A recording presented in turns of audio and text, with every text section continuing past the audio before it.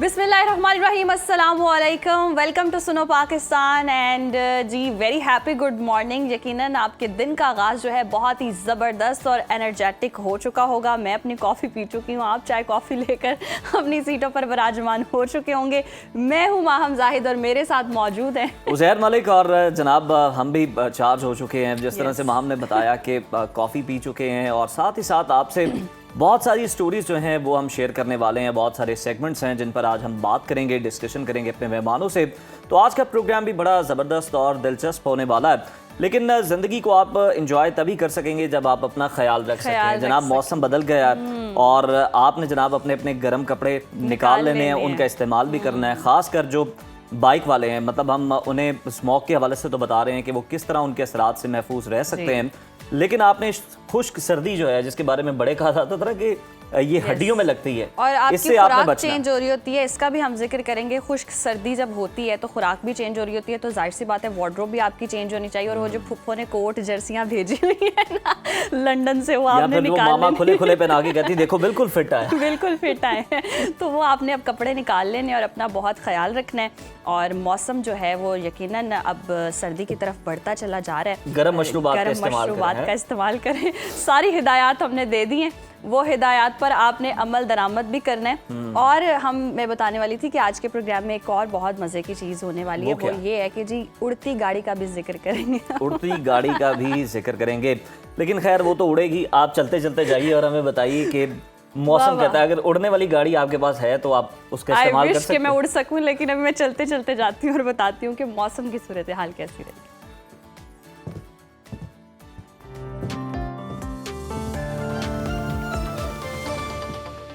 नाज़रीन, मुल्क के बेशतर इलाकों में मौसम खुश्क रहेगा। महकमे मौसमियात के मुताबिक मैदानी इलाकों में मौसम खुश्क, जबकि बालाई इलाकों में मौसम सर्द रहने का इम्कान है। पंजाब के मैदानी इलाकों में सुबह और रात के औकात में धुंध छाए रहने की तवक्को है। मुख्तलिफ शहरों में मौसम की क्या सूरत हाल है, आइए जानते हैं। और हमेशा की तरह सबसे पहले बात करेंगे बुलंदो बाला पहाड़ों की सरजमीन गिलगित बल्तिस्तान की, जहां पर हम देख रहे हैं मौसम सर्द और खुश्क रहने के अलावा रात के औकात में मतला जुज़वी अब्र आलूद रहने की तवक्को है। दर्जा हरारत की अगर हम बात करें तो गिलगित में ज़्यादा से ज़्यादा दर्जा हरारत है 11 और कम से कम 1 डिग्री रहने की तवक्को है। स्कर्दू का रुख करें तो स्कर्दू में हम देख रहे हैं ज़्यादा से ज़्यादा पारा है 7 और कम से कम 6 डिग्री रहने का इम्कान है। महकमे मौसमियात के मुताबिक आइंदा 24 घंटों के दौरान शदीद सर्दी और धुंध छाए रहने का इम्कान है। और अब बात करेंगे आज़ाद कश्मीर के मौसम की, जहां बेशतर इलाकों में मौसम सर्द और खुश्क रहेगा। दारुल हुकूमत मुजफ्फराबाद लिए चलते हैं आपको। यहाँ पर हम देख रहे हैं ज़्यादा से ज़्यादा पारा है 22 और कम से कम 5 डिग्री रहने का इम्कान है, जबकि श्रीनगर में ज़्यादा से ज़्यादा टेम्परेचर हम देख रहे हैं 14 और कम से कम 4 डिग्री रहने की तवक्को है। मौसम का हाल बताने वालों ने आइंदा 24 घंटों के दौरान कश्मीर में मतला अब्र आलूद रहने के अलावा शदीद सर्दी का इम्कान जाहिर किया है। और अब रुख कर लेते हैं खैबर पख्तूनख्वा का और आपके साथ शेयर करते हैं जी KPK का मौसम। सूबे के बेशतर अजला में मौसम खुश्क, जबकि पहाड़ी अजला में सुबह और रात के औकात में मौसम सर्द रहने का इम्कान है। सूबाई दारुल हुकूमत अगर हम बात करें पेशावर की, तो पेशावर में हम देख रहे हैं ज़्यादा से ज़्यादा दर्जा हरारत है 25 और कम से कम 10 डिग्री रहने का इम्कान है। सवात की बात करें तो सवात में ज़्यादा से ज़्यादा दर्जा हरारत 15 और कम से कम 1 डिग्री रहने की तवक्को है। महकमा मौसमियात के मुताबिक आइंदा 24 घंटों के दौरान बलाई अजला में मौसम सर्द रहने का इम्कान है। और अब बात कर लेते हैं जी पंजाब के मौसम की, जहां पर अक्सर इलाकों में मौसम खुश्क रहेगा। सूबाई दारुल हुकूमत लाहौर लिए चलते हैं आपको। लाहौर में हम देख रहे हैं ज़्यादा से ज़्यादा दर्जा हरारत है 27 और कम से कम 12 डिग्री रहने का इम्कान है। शहर बेमिसाल इस्लामाबाद का रुख करें तो इस्लामाबाद में जी ज़्यादा से ज़्यादा पारा है 24 और कम से कम 10 डिग्री रहने का इम्कान है। मुल्तान में ज़्यादा से ज़्यादा टेम्परेचर है 29 और कम से कम 13 डिग्री रहने की तवक्को है। महकमा मौसमियात ने आइंदा 24 घंटों के दौरान पंजाब के मैदानी इलाकों में स्मोक, जबकि मरी और गिलियात में धुंध छाए रहने और शदीद सर्दी का इम्कान जाहिर किया है। और अब बात हो जाए रकबे के लिहाज से सबसे बड़े सूबे बलोचिस्तान की, जहां पर बेशतर इलाकों में मौसम खुश्क रहेगा।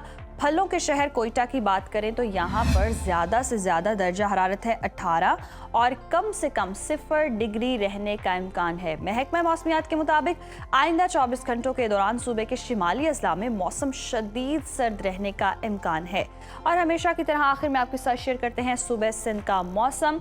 और यहाँ पर हम देख रहे हैं शहर कायद कराची की अगर हम बात करें तो यहाँ पर ज़्यादा से ज़्यादा टेम्परेचर है 32 और कम से कम 14 डिग्री रहने का इम्कान है, जबकि हैदराबाद में ज़्यादा से ज़्यादा पारा 31 है और कम से कम 18 डिग्री रहने की तवक्को है। मौसम का हाल बताने वालों ने आइंदा 24 घंटों के दौरान सूबे के बेशतर अजला में मौसम खुश्क रहने की पेशगोई की है।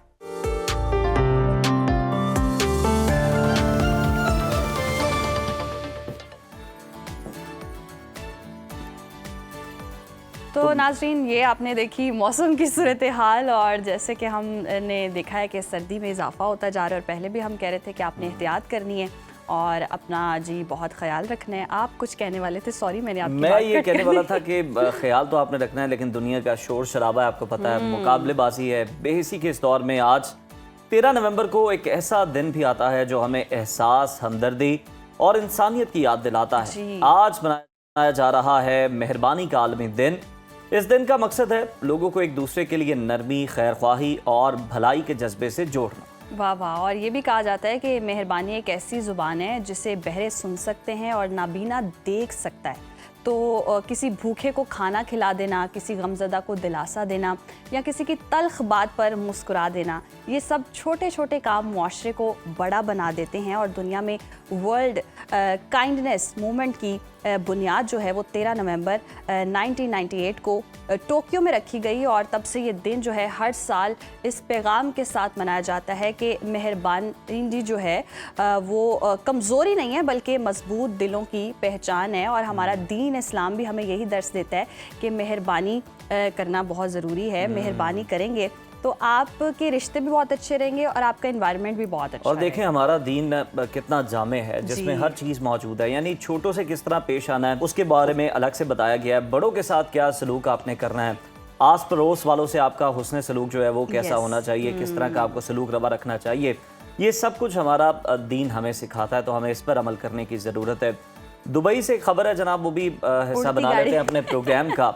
उड़ने वाली टैक्सी है जी, और इसकी पहली कामयाब आजमाइशी परवाज हो चुकी। आवाम को ये कब मुयस्सर होगी, ये आप सब लोग जानना चाह रहे हैं, ये अहम सवाल।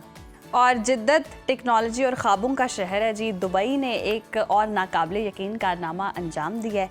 उड़ने वाली टैक्सी जो कभी फिल्मों में हम देखते थे, अब हकीकत में हम देख सकेंगे। दुबई में पहली उड़ने वाली टैक्सी ने कामयाब आजमाइशी परवाज मुकम्मल कर लिया और अगर सब कुछ मंसूबे के मुताबिक रहा तो 2026 में अवाम भी फ़ज़ा में उड़ती टैक्सी का मज़ा ले सकेंगे। और अब हर कोई बेसब्री से ये जानना चाहता है कि ये अवाम के लिए आखिर कब दस्तयाब होगी।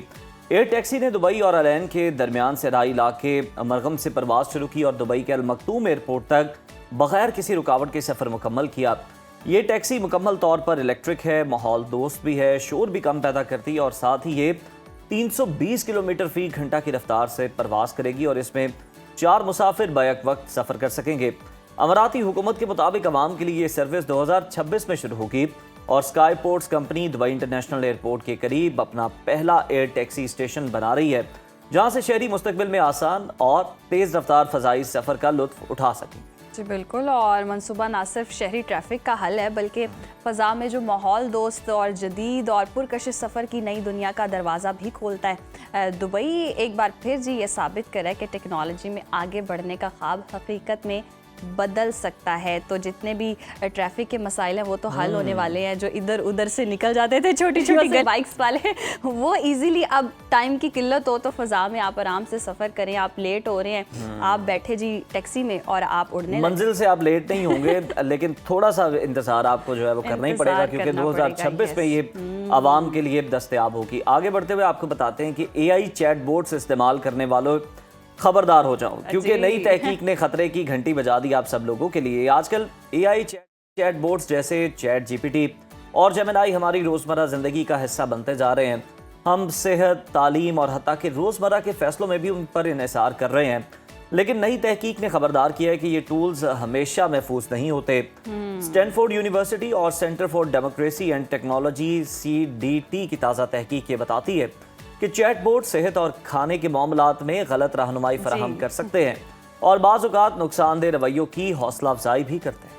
और माहिरीन का ये भी कहना है कि खामियां महज तकनीकी मसाइल नहीं हैं बल्कि अवामी सेहत के लिए भी संगीन ख़तरा है, खुसूसन जो नौजवान हैं और जो कमज़ोर सारिफीन हैं इस पर ज़्यादा इन्हिसार करते हैं और ये इन्हें जी जिस्मानी तस्वीर और सेहत के मसाइल में मज़ीद उलझने पर मजबूर कर सकते हैं। इस तहकीक ने यह भी वाज़े किया है कि खाने की जो ख़राबियाँ सिर्फ ख़वातीन को दरपेश होती हैं वो सिर्फ ख़वातीन तक महदूद नहीं है बल्कि मर्दों और बड़े जिस्म वाले अफराद को भी मुतासर कर सकती हैं ये ख़राबियाँ। लेकिन AI मॉडल्स बाज़ औक़ात ये गलत तासुर देते हैं कि ये सिर्फ ख़वातीन का मसला है, लिहाजा AI चैटबोट्स इस्तेमाल करने वाले हर शख्स को ख़बरदार रहना चाहिए। ये टूल्स मददगार तो हैं लेकिन सेहत के मामलात में इन पर मुकम्मल इन्हिसार ख़तरनाक हो सकता है। लेट्स सपोज जैसे कि कोई बीमार होता है और वो AI है कि मैं क्या मेडिसिन खाऊं, तो वो डॉक्टर तो है नहीं, उसको तो जो हमने डिक्टेट किया होता है या जो हमने पिन ऐड की होती है, समटाइम्स ऐसा होता है AI को हम जैसी चीज़ें पूछ रहे होते हैं वो वैसे ही जवाब दे रहा होता है। तो AI को भी डिक्टेट करने की ज़रूरत है, पहले उसमें डेटा फीड करेंगे तो ही वो रिस्पॉन्ड कर सकेगा। अब माम आप ये भी देखें ना, मैं एक पर्सनल एक्सपीरियंस भी शेयर करूं। मतलब मुझे एक डॉक्टर ने सजेस्ट की एक मेडिसिन, और मैंने उससे पूछा कि इसमें कहीं नींद का असर तो नहीं, क्योंकि गले से रिलेटेड ENT से रिलेटेड जो मेडिसिन होती है उनमें नींद होती है। तो मैंने उससे ये पूछा कि इसमें नींद तो नहीं, तो वो कहता है उसका जवाब ये था कि ये दवाई ही खतरनाक है, आपको ये दवाई नहीं इस्तेमाल करनी चाहिए। और आगे वो बाकायदा रेड क्रॉस आ रहे थे और सारी चीज़ें जो है ना वो बना के मुझे बताया जा रहा था कि इसको हरगिज़ इस्तेमाल नहीं करना। हालांकि वो बड़े एक माहिर डॉक्टर हैं, प्रोफेसर हैं, जिनकी जानिब से वो रेकमेंड की गई है। अब आप अंदाज़ा लगा लें कि हम रिलाय तो कर रहे हैं चैट GPT पे और जेमिनाई पर, अच्छी बात है, लेकिन इन चीजों को आपको फिर क्रॉस चेक करने की भी बहुत ज्यादा जरूरत है। आप उन्हीं पे ही रिलाय मत करें। मशीन है और टेक्नोलॉजी है, और टेक्नोलॉजी का क्या, वो प्रॉपर एक डॉक्टर तो नहीं है या माहिर नफ्सियात तो नहीं है। तो ये हमें बहुत ज्यादा अवेयरनेस की भी जरूरत है कि हम ये जान सकें कि हम पूछ क्या रहे हैं। इन्होंने ऑल इन वन समझ लिया ना उसे। वो जो एक टीचर होते थे जो सारा सब्जेक्ट पढ़ाते थे, कोई टीचर नहीं आता था। मतलब इनके भी हालात हमारे वाले हैं, वो एंकर्स वाली डेफिनेशन ना, anchor must know something about everything. तो ये मामला तो खैर चलते रहेंगे। अब आपके साथ हम शेयर करते हैं एक ऐसी कहानी है और एक ऐसे पाकिस्तानी से वो रिलेटेड है जिसने सोशल मीडिया पर भी बड़ा नाम कमाया है, पूरी दुनिया में लोगों को मुतासर किया है। खौफ तो जनाब इनके करीब से भी नहीं गुजरता, नेचर को बड़े करीब रखते हैं, अपना दोस्त मानते हैं। चाय के ढाबे से अपने ख्वाबों का इन्होंने सफ़र शुरू किया था और नाम है इनका अब्दुर्रहमान, जो कि आजकल वाइल्ड रश के नाम से दुनिया को हैरान कर रहे हैं। जहां लोग सांपों और बिच्छुओं के नाम से घबरा जाते हैं, वहीं ये नौजवान उनके जख्म भरने निकलता है। कभी जंगल में किसी जख्मी परिंदे को बचाता है, तो कभी गांव के लोगों को समझाता हुआ नजर आता है कि सांप आपका दुश्मन नहीं है, ये तो कुदरत का हिस्सा है। और काइंडनेस की हम बात कर रहे थे, देखें एनिमल के साथ भी काइंडनेस होती है, कितनी ज़बरदस्त मिसाल चले हमारे सामने आ गई। और अब्दुर्रहमान ने जी ख़तरे जो हैं वो मोल लिए हैं, ख़तरों के खिलाड़ी ही निकले एक तरह से। उन्होंने मिशन ही बना लिया है, फितरत की हिफाजत भी करते हैं और इंसानों में शऊर बेदार करते हैं। सोशल मीडिया पर इनकी वीडियो सिर्फ दिल नहीं जीतती हैं बल्कि लोगों के नज़रिए बदल देती हैं। अब्दुर्रहमान एक ऐसा नाम जो पाकिस्तान का वाइल्ड लाइफ हीरो बन चुका है, और वो भी खौफ नहीं बल्कि मोहब्बत का पैगाम लेकर। तो आइए इनकी कहानी जानते हैं इन्हीं की ज़ुबानी। Welcome to Suno Pakistan Abdurrahman, बहुत शुक्रिया आपके वक्त का। सबसे पहले तो ये बताएं कि ये सफ़र शुरू कैसे हुआ, चाय के ढाबे से कैमरे और जंगलों तक का सफ़र, इस कहानी की इब्तिदा कहाँ से हुई? जी बहुत शुक्रिया, सबसे पहले तो आप सभी का बहुत शुक्रिया। और वाइल्ड रश एक ऐसा प्लेटफॉर्म है जिसके ज़रिए से हम लोगों का डर ख़त्म करते हैं, खौफ ख़त्म करते हैं। वो डर, वो खौफ जो वाइल्ड लाइफ के हवाले से नस्ल दर नस्ल चलता हुआ आ रहा है, सांपों के हवाले से, छिपकलियों के हवाले से। हमारी सोच ये होती है कि ये दुनिया सिर्फ और सिर्फ इंसान के लिए बनी है, जबकि जितनी दुनिया इंसानों की है उतनी तमाम हशरात की है, जानवरों की है, सांपों की है।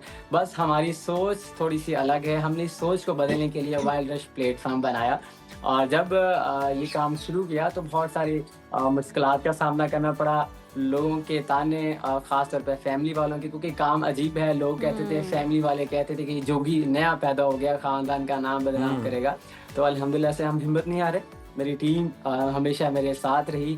तो एक डॉक्यूमेंट्री बनाने के लिए हमें 3 महीने की प्रैक्टिकल रिसर्च करनी पड़ती है, जिसके लिए हमें समझ लें साल के 365 में से 210 या 200 दिन जंगलों में, वाइल्डनेस में गुजारने पड़ते हैं, ताकि अच्छी तरह से प्रैक्टिकल ऑब्जर्वेशन हो सके और रिसर्च हो सके।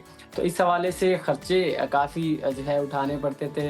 तो मैं और मेरी टीम जो है हमने फिर पार्ट टाइम जॉब शुरू करना की। मैं एक चाय के होटल पे मैं चाय बड़ी मज़े की बनाता हूँ और इसके अलावा से चाय का वेटर एज अ वेटर भी मैंने काम किया। मेरी टीम जो है सब्जी मंडी में आलू की। लेकिन अब्दुर्रहमान, अब आपकी जो वीडियोस हैं इनको देखने के बाद लोग आपके हाथ की चाय तो नहीं पीते होंगे? नहीं, अल्हम्दुलिल्लाह से आज ही पीते हैं और वो मेरा ऑफिस है, जो ढाबा है आज भी है। मैं बड़े प्राउड से बताता हूँ, हलाल इज्जत जबरदस्त, वहाँ से। जबरदस्त। और जब भी कोई मिलने आता है, इज्जत बख्शता है अल्हम्दुलिल्लाह से, तो मैं उनको उधर ही बुलाता हूँ कि वो ऑफिस है, आप आएँ, मैं आपको चाय भी पिलाऊंगा और गपशप भी लगाएंगे और जो कुछ आपके सवालात हैं मैं उनका जवाब भी दूंगा। तो इस तरह से हमारी जो टीम कलेक्शन होती है, जो टीम कलेक्शन होती है, हम सारे महीने के बाद 3 महीने के बाद अपनी पॉकेट मनी, एक फंड बॉक्स हमने रखा हुआ है, रिसर्च बॉक्स, उसमें हम पैसे डालते हैं और फिर 3 महीने के बाद हमारी मुख्तलिफ पाकिस्तान के मुख्तलिफ एरिया में रिसर्च स्टार्ट होती है, जहाँ पे लोग ज़्यादा मिसकंसेप्शन वगैरह रखते हैं, मिथ्स वगैरह रखते हैं ख़ास चीज़ के बारे में। हम वहाँ पे जाते हैं, लोगों से डाटा कलेक्ट करते हैं, लोगों के जो भी सवालात होते हैं वो कलेक्ट करते हैं और बाद में फिर अपनी मुकम्मल रिसर्च होती है, जिसमें हम वहाँ के मुकामी लोगों को साथ लेके जाते हैं। फिर उनको बताते हैं कि ये देखो, ये वो चीज़ है, इसका इन्वायरमेंट में ये किरदार है, आप इसके बारे में क्या क्या सोच सकते थे। अगर तो वो चीज़ जहरीली नहीं है तो मैं उसे कटवाता हूँ ताकि लोगों को पता चले। फिर इसकी निशानी बताता हूँ कि ये निशानी है, इसका इन्वायरमेंट में ये इम्पोर्टेंट रोल है, तो इसको मारना। तो अब्दुर्रहमान, आपको तो मोहब्बत है, लोगों को इस तरह की चीज़ों से मोहब्बत करवाने में आपने कितने मुस्बत नताइज देखे हैं सांपों और बिच्छुओं जैसे ख़तरनाक जानदारों से, और लोगों का रिस्पॉन्स कैसा होता है फिर उसके बाद? पहले तो रिस्पॉन्स अच्छा नहीं होता, लेकिन अब अल्हम्दुलिल्लाह से जब भी हम निकलते हैं तो हमारे निकलने से पहले ही वहाँ पे लोग तैयार होते हैं। बलोचिस्तान हो, सिंध हो, KP के हो, पंजाब का कोई भी एरिया हो, वहाँ पे सिर्फ जहाँ पे पहले 1-2 लोग, एक फैमिली हमारे इंतज़ार करती थी, वहाँ पे पूरे का पूरा टाउन, पूरे का पूरा गाँव जो है वो हमारा इंतज़ार करता है कि हम आएंगे और वहाँ पे साथ लेके चलेंगे और सीखेंगे। तो बहुत अच्छा अल्हम्दुलिल्लाह से भी फीडबैक मिलता है, लोग सीखना चाहते हैं। मसला ये है कि हमने सिर्फ पढ़ा है, हमने प्रैक्टिकल किया ही नहीं, ना कभी कोशिश की।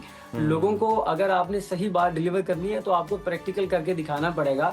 सिर्फ पढ़ाई के ऊपर या थ्योरी के ऊपर काम नहीं चलता। तो मेरा काम ये होता है कि मैं प्रैक्टिकल पे ज़्यादा बिलीव करता हूँ। ज़बरदस्त, प्रैक्टिकल पर बिलीव करते हैं अब्दुर्रहमान, ये तो बिल्कुल दुरुस्त फरमाया आपने। वैसे तो इंसान ही इंसानों को डसने के लिए काफ़ी है, आजकल और बड़े स्नैक्स आ रहे हैं, लेकिन यस, अब उनसे बेजार होकर शायद स्नैक्स की तरफ रुख करें और यहाँ का ख़तरा वैसे कम ही लगे। आपको कोई ऐसा मोमेंट, ऐसा कोई लम्हा कोई हमारे साथ शेयर करना चाहें जहाँ ऐसा लगा हो कि ये बहुत जहरीला सांप है या बिच्छू है, कोई ऐसी चीज़ जो मिसहैप हो गया हो आपके साथ? सबसे पहले तो मैं आपको बताना चाहूँगा कि मैं पाकिस्तान की तमाम वाइल्ड लाइफ के ऊपर रिसर्च कर रहा हूँ। और ये काम जो है मैं एक सीरीज वाइज, चैप्टर वाइज काम कर रहा हूँ। सबसे पहले चैप्टर में आते हैं रेप्टाइल्स, जितने भी रेंगने वाले जानदार हैं, छिपकलियाँ और सांप, इनके ऊपर मैं लेके चल रहा हूँ। पाकिस्तान में जितनी नस्लों के सांप हैं, छिपकलियाँ हैं, मैं उनके ऊपर काम कर रहा हूँ। तो अभी तक मैंने 40+ सांपों के ऊपर, मुख्तलिफ नस्लों के जो सांप है उनके ऊपर काम किया है। और जो फेवरेट मेरी रहती है वो वेनमस स्पीशीज होती हैं, जो जहरीली जानलेवा होती हैं, जिनके ऊपर लोग जो बहुत सारी गलत अफवाहें रखते हैं, डरते हैं, तो मेरी फेवरेट वही रहती हैं। तो बहुत दफ़ा ऐसा हुआ है क्योंकि 3 महीने के ऊपर एक रिसर्च होती है, तो जब हम वाइंड अप कर रहे होते हैं तो बाद औक़ात ऐसा हो जाता है कि क्योंकि वाइंड अप करते वक्त हमने उस चीज़ को प्रैक्टिकल करना होता है, हाथ में पकड़ना होता है, उसके डाटा कोऑर्डिनेट्स, उसके ब्लड सैंपल्स लेने होते हैं। तो एक दफ़ा ऐसा हुआ था, जो 100 स्केल वाइपर है, जो जहरीला सांप है, उसने मेरे कैमरामैन को, वो शूट कर रहा था और उसने पीछे से उसको काट लिया था। तो कैमरामैन ने मुझे बताया नहीं ताकि जो हमारा काम ख़राब ना हो। तो जब हमारी डॉक्यूमेंट्री कंप्लीट हुई, हमारा वर्क कंप्लीट हुआ, वाइंड अप किया, तो तब कैमरामैन ने कहा कि अब्दुर्रहमान भाई, मुझे सांप ने काट लिया है। तो तब मैंने उसको कहा कि घबराना नहीं है, क्योंकि हमारे पंजाब के जितने भी अस्पताल हैं, THQ एंड DHQ, वहाँ पे तमाम जहरीले सांपों का काटे का इलाज बेहतरीन तरीके से होता है। तो हम वहाँ पे गए, हमने जो है उसका ट्रीटमेंट करवाया और वो फिर जो है अल्हम्दुलिल्लाह से अभी भी मेरे साथ मेरा एज अ कैमरामैन काम कर रहा है। ज़बरदस्त। बल्कि हम तो आपसे उसका नंबर भी चाहेंगे ताकि वो हमारे साथ भी काम करे, डटे रहें, कम से कम महाज पे खड़े रहकर काम तो कर सकें। अच्छा अब्दुर्रहमान, लाइफ कंजर्वेशन का असल मतलब क्या है? मतलब सिर्फ जानवरों की हिफाजत है या फिर ये इंसानियत का एक मिशन है? और ये भी बताइएगा, जो रिसर्च आप करते हैं अपनी पॉकेट मनी से, आप लोग कितना फ़ंड जो है वो आपको दरकार होता है? क्योंकि हम चाहेंगे कि कोई ना कोई स्पॉन्सर जो हैं, जो कि दावेदार हैं फितरत से मोहब्बत के, इन जानदारों से, बेजुबानों से, वो भी आगे आकर आपकी हेल्प। जी बहुत शुक्रिया। देखिए वाइल्ड रश जो वाइल्ड लाइफ कंजर्वेशन का काम जो है एक ऐसा प्लेटफॉर्म है जहाँ पे आपको इंग्लिश में नहीं, जहाँ पे आपको सिर्फ और सिर्फ पाकिस्तान की नेटिव लैंग्वेजेस में काम मिलेगा। सही। क्योंकि हमने हमेशा अंग्रेजों से सीखा और अंग्रेजों के ही जुबान में हमने आगे डिलीवर कर दिया, अपने मुकामी लोगों का सोचा ही नहीं। सोचा ही तो नहीं। वाइल्ड लाइफ एक ऐसा प्लेटफॉर्म है जिसमें हम पश्तो में, सिंधी में, पंजाबी में, बलोची में अपनी वाइल्ड लाइफ की जो अहमियत है इन्वायरमेंट में, हम वो लोगों को सिखाएंगे। क्योंकि जब एक बिगाड़ पैदा होता है तो एक मुकामी सतह से पैदा होता है, और जब सुधार पैदा होता है तो वो भी मुकामी सतह से पैदा होता है। तो हमारा मेन फोकस है अपने मुकामी लोगों को उन्हीं की जुबान में एजुकेट करना है। तो ये था वाइल्ड रश। और जो एक रिसर्च होती है ये डिपेंड करता है कौन सी स्पीशीज के ऊपर हम रिसर्च कर रहे हैं। अगर बलोचिस्तान में है तो हमारी एक रिसर्च जो है 3 से 4 लाख के करीब होगी, क्योंकि प्रॉपर टीम होती है आने जाने का, वहाँ पे सारा जो रिसर्च इक्विपमेंट्स वगैरह जो है वो करने पड़ते हैं स्पीशी के लिहाज से। तो एरिया के हिसाब से होता है और जो है स्पीशी के हिसाब से होता है। आमतौर पर हमारी जो डॉक्यूमेंट्री है वो 2.5 से 2 लाख के करीब जो वो कम्प्लीट होती है। अच्छा सही। अच्छा, सोशल मीडिया पर हम देख रहे हैं आपकी वीडियोस बहुत ज़्यादा वायरल हो रही हैं, और जैसे कि आप भी कह रहे थे कि आपका मकसद यही था जानवरों से मोहब्बत पैदा करना है, अवेयरनेस पैदा करना है, माहौल के हवाले से अवेयरनेस पैदा करना है। तो क्या वाकई इससे लोगों का रवैया चेंज हुआ है? बहुत ज्यादा अल्हम्दुलिल्लाह से। जहाँ पे हमारे लोगों को पहले पता था कि आईफोन 16, 15 या 13 प्रो लॉन्च हो रहा है, वहाँ पे इस चीज़ को जानने की ज़रूरत है ही नहीं कि बिल गेट क्या कर रहा है, एलन मस्क क्या कर रहा है, या अंबानी के कितने असासे हैं। हमें सिर्फ ये जानने की ज़रूरत है कि हम कौन सा ऐसा काम करके अपने माहौल को, अपने लोगों को फ़ायदा पहुँचा सकते हैं। तो इस चीज़ का हमारे लोगों पर बहुत ज़बरदस्त असर पड़ा है। हमने देखा है कि अब जहाँ पे लोग पहले सांपों को देखते ही मार देते थे, छिपकलियों से या दूसरे जानवरों को मारते थे, उनका शिकार करते थे, अब वहाँ पे ऐसा नहीं होता। अगर 100 किलोमीटर के रेडियस में, इवन के पूरे पाकिस्तान में, जब भी कहीं के खेत में किसी के घर में सांप वगैरह निकलता है तो वो हमारे हेल्पलाइन नंबर पे कॉल करता है। हम उस सांप को, उस जानवर को रेस्क्यू करते हैं और उसके रियल हैबिटेट में जाके आज़ाद करते हैं। तो ये हमें पॉजिटिव रिस्पॉन्ड मिलता है कि लोग इसको मारते नहीं हैं और वो हमें फ़ौरन जो है वो देखते ही बताते हैं। अच्छा अब्दुर्रहमान, ये तो चले अच्छा लोग आपसे फ़ौरन रब्ता करते हैं बजाय खुद उसे मारने के या उससे निपटने के। हम देख रहे हैं कि आप बाकायदा इनसे कटवाते भी हैं लोगों का खौफ दूर करने के लिए। तो भाई ऐसी कौन सी इम्यूनिटी है आपके पास, ऐसी कौन सी आपकी स्किन है? और मुझे यहाँ बैठे डर लग रहा है वो वीडियोस देख के। कौन सी आपको ऐसी दुआ है जिससे आपको कुछ नहीं होता? नहीं, देखें, डर जो है लाइल्मी का नाम है। हम हर उस चीज से खौफ रखते हैं जिसके बारे में हम सही इल्म नहीं रखते। अच्छा। तो हमारा जो वाइल्ड रश का मेन मकसद है सही इल्म लोगों तक जो है पहुंचाना है। क्योंकि आप देखेंगे हमारे जितने भी वाइल्ड रश के सोशल मीडिया प्लेटफॉर्म है, आपको सारे के सारे प्लेटफॉर्म के ऊपर एक पॉजिटिव फीडबैक के साथ, पॉजिटिव नॉलेज के साथ, सही इल्म के साथ आपको वो तमाम जानदारों का इल्म मिलेगा जिसके बारे में हम सारी गलत अफवाहों को रद्द करते हैं और जो बताते हैं कि ये सांप जहरीला है ही नहीं। क्योंकि अगर देखिए दुनिया में आप एग्जाम्पल लें 100% सांप हैं तो उनमें सिर्फ और सिर्फ 20% जहरीले हैं, बाकी जहरीले नहीं हैं। अच्छा। तो इनको आइडेंटिफाई करना, एक खास इलाके में सिर्फ समझ लें अगर 7 से 10 नस्लों के मुख्तलिफ सांप रहते हैं, उनमें से सिर्फ 2 से 3 सांप जहरीले होंगे, बाकी सारे गैर जहरीले होंगे। तो हम सबसे पहले लोगों को जो जहरीले सांपों की आइडेंटिफिकेशन बताते हैं कि ये जहरीले हैं, और जो जहरीले नहीं है उनकी फिर बताते हैं। तो फिर लोग डर खत्म होता है। एक सांप या लिजर्ड उनमें से बड़ी हिम्मत की बात है, डर खत्म होता है, वरना लड़कियां तो कॉकरोच से भी डर जाती है। तो खवातीन का क्या रिस्पॉन्ड है जब आप जाते हैं इलाका? आप कह रहे हैं आप एरियाज में जाते हैं। देखिए अल्हम्दुलिल्लाह से हमारी टीम में फीमेल्स भी हैं। अच्छा। मेरी टीम में जितने भी फीमेल्स हैं, मेल्स हैं, वो सारे के सारे मार्शल आर्टिस्ट हैं। उनको 5 से 4-5 कैटेगरी की स्विमिंग आती है, उनको हॉर्स राइडिंग आती है, उनको स्पॉट फाइटिंग आती है। तो हर तरह से मेरी टीम जो है कैमरे के पीछे कॉम्बो होती है, तो वो डरती नहीं है। अल्हम्दुलिल्लाह से मेरे से बड़े वो अफलातून होते हैं। वो तो उनकी मेहरबानी है कि वो कैमरा के आगे मुझे रखते हैं। तो फीमेल्स देखें, ये जेंडर सिर्फ हमने रखा हुआ है। फीमेल्स अल्हम्दुलिल्लाह से काम कर सकती हैं, बेहतरीन तरीके से खौफ को खत्म कर सकती हैं अगर वो भी प्रॉपर सही इल्म रखती तो। सही। बहुत ज़बरदस्त काम अब्दुर्रहमान आप कर रहे हैं। लास्टली मुझे बस ये बता दें कि जिस चैनल को देख देख के हम बड़े हुए हैं, यानी उस पर हमने डॉक्यूमेंट्रीज देखी हैं इनसे मुतालिक, नेशनल जियोग्राफिक, क्या वहाँ से आपको कभी कोई ऑफर आई है, कोई कोलैब की या कोई इस तरह?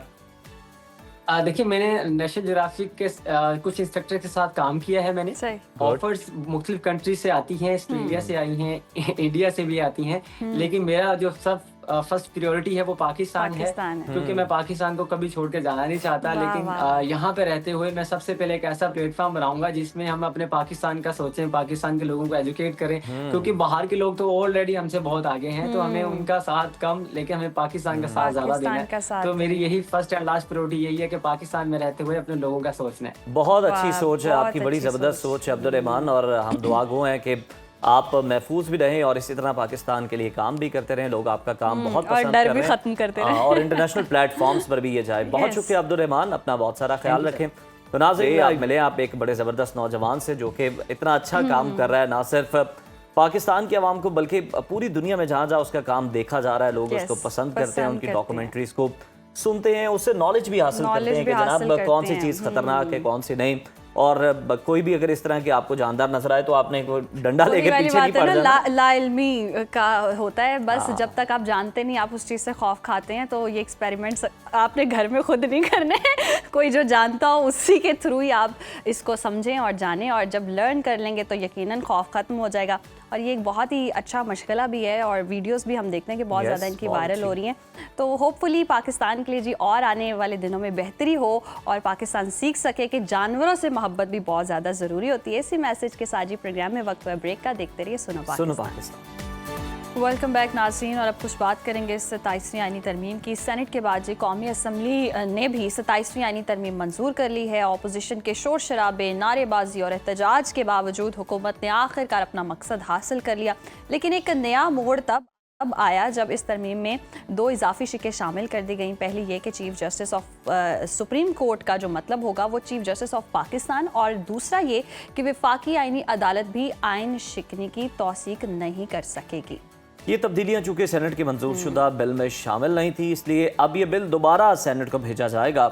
ऑपोजिशन का इल्जाम है कि हुकूमत ने जल्दबाजी में काम किया, इसलिए बिल में कई गलतियां रह गई। बिलावल भुट्टो जरदारी ने तो अपनी तकरीर में 18वीं तरमीम के मुखालिफिन को सख्त वार्निंग भी दी, जबकि वज़ीर आज़म शहबाज शरीफ ने कहा कि वो पीपल्स पार्टी से मिल बैठ कर 18वीं तरमीम पर बात करने को तैयार है। यानी वज़ीर आज़म ने चेयरमैन पीपल्स पार्टी को बावर करवाया कि 18वीं तरमीम में तब्दीलियां तो होकर रहेंगी। और इजलास में हमने देखा कि दिलचस्प मनाजिर भी देखने को मिले कि वज़ीर आज़म जो थे नवाज शरीफ ने चौथी बार इजलास में शिरकत की, जबकि तहरीक इंसाफ के अरकान ने उनके सामने बानी PTI की तस्वीर लहरा कर एहतजाज किया। और जब स्पीकर अयाज सादिक ने कहा कि खड़े रहें और जो खड़े रहने वाले होंगे उनका वोट शुमार होगा, तो PTI अरकान फ़ौरन स्पीकर डाइस के सामने बैठ गए। और स्पीकर ने जब मजाक में कहा कि जिन अरकान की उम्र 40 से ज़्यादा है वो बैठे भी वोट दे सकते हैं, लेकिन ऑपोजिशन के तेवर से लग रहा है कि वो आराम से बैठने वाले हैं और इस हवाले से एहतजाज के मूड में लग रहे हैं। तो अब बड़ा सवाल यह है कि 27वीं आईनी तरमीम के पास होने से सियासी दर्जा हरारत ठंडा होगा या सियासत में मजीद गर्मी आएगी। इसी पर बात करने के लिए हमारे साथ मौजूद है सेनेटर खलील ताहिर सिंधु साहब। आपके वक्त का कहिएगा, जिस तरह से हम देख रहे हैं कि 26वीं आईनी तरमीम आई, मंजूर हुई, अब 27वीं आईनी तरमीम आई है और ये मंजूर भी हो चुकी है, तो इत्तेफाक राय के साथ हुई है, क्योंकि जैसे कि बिलावल भुट्टो ने भी कहा,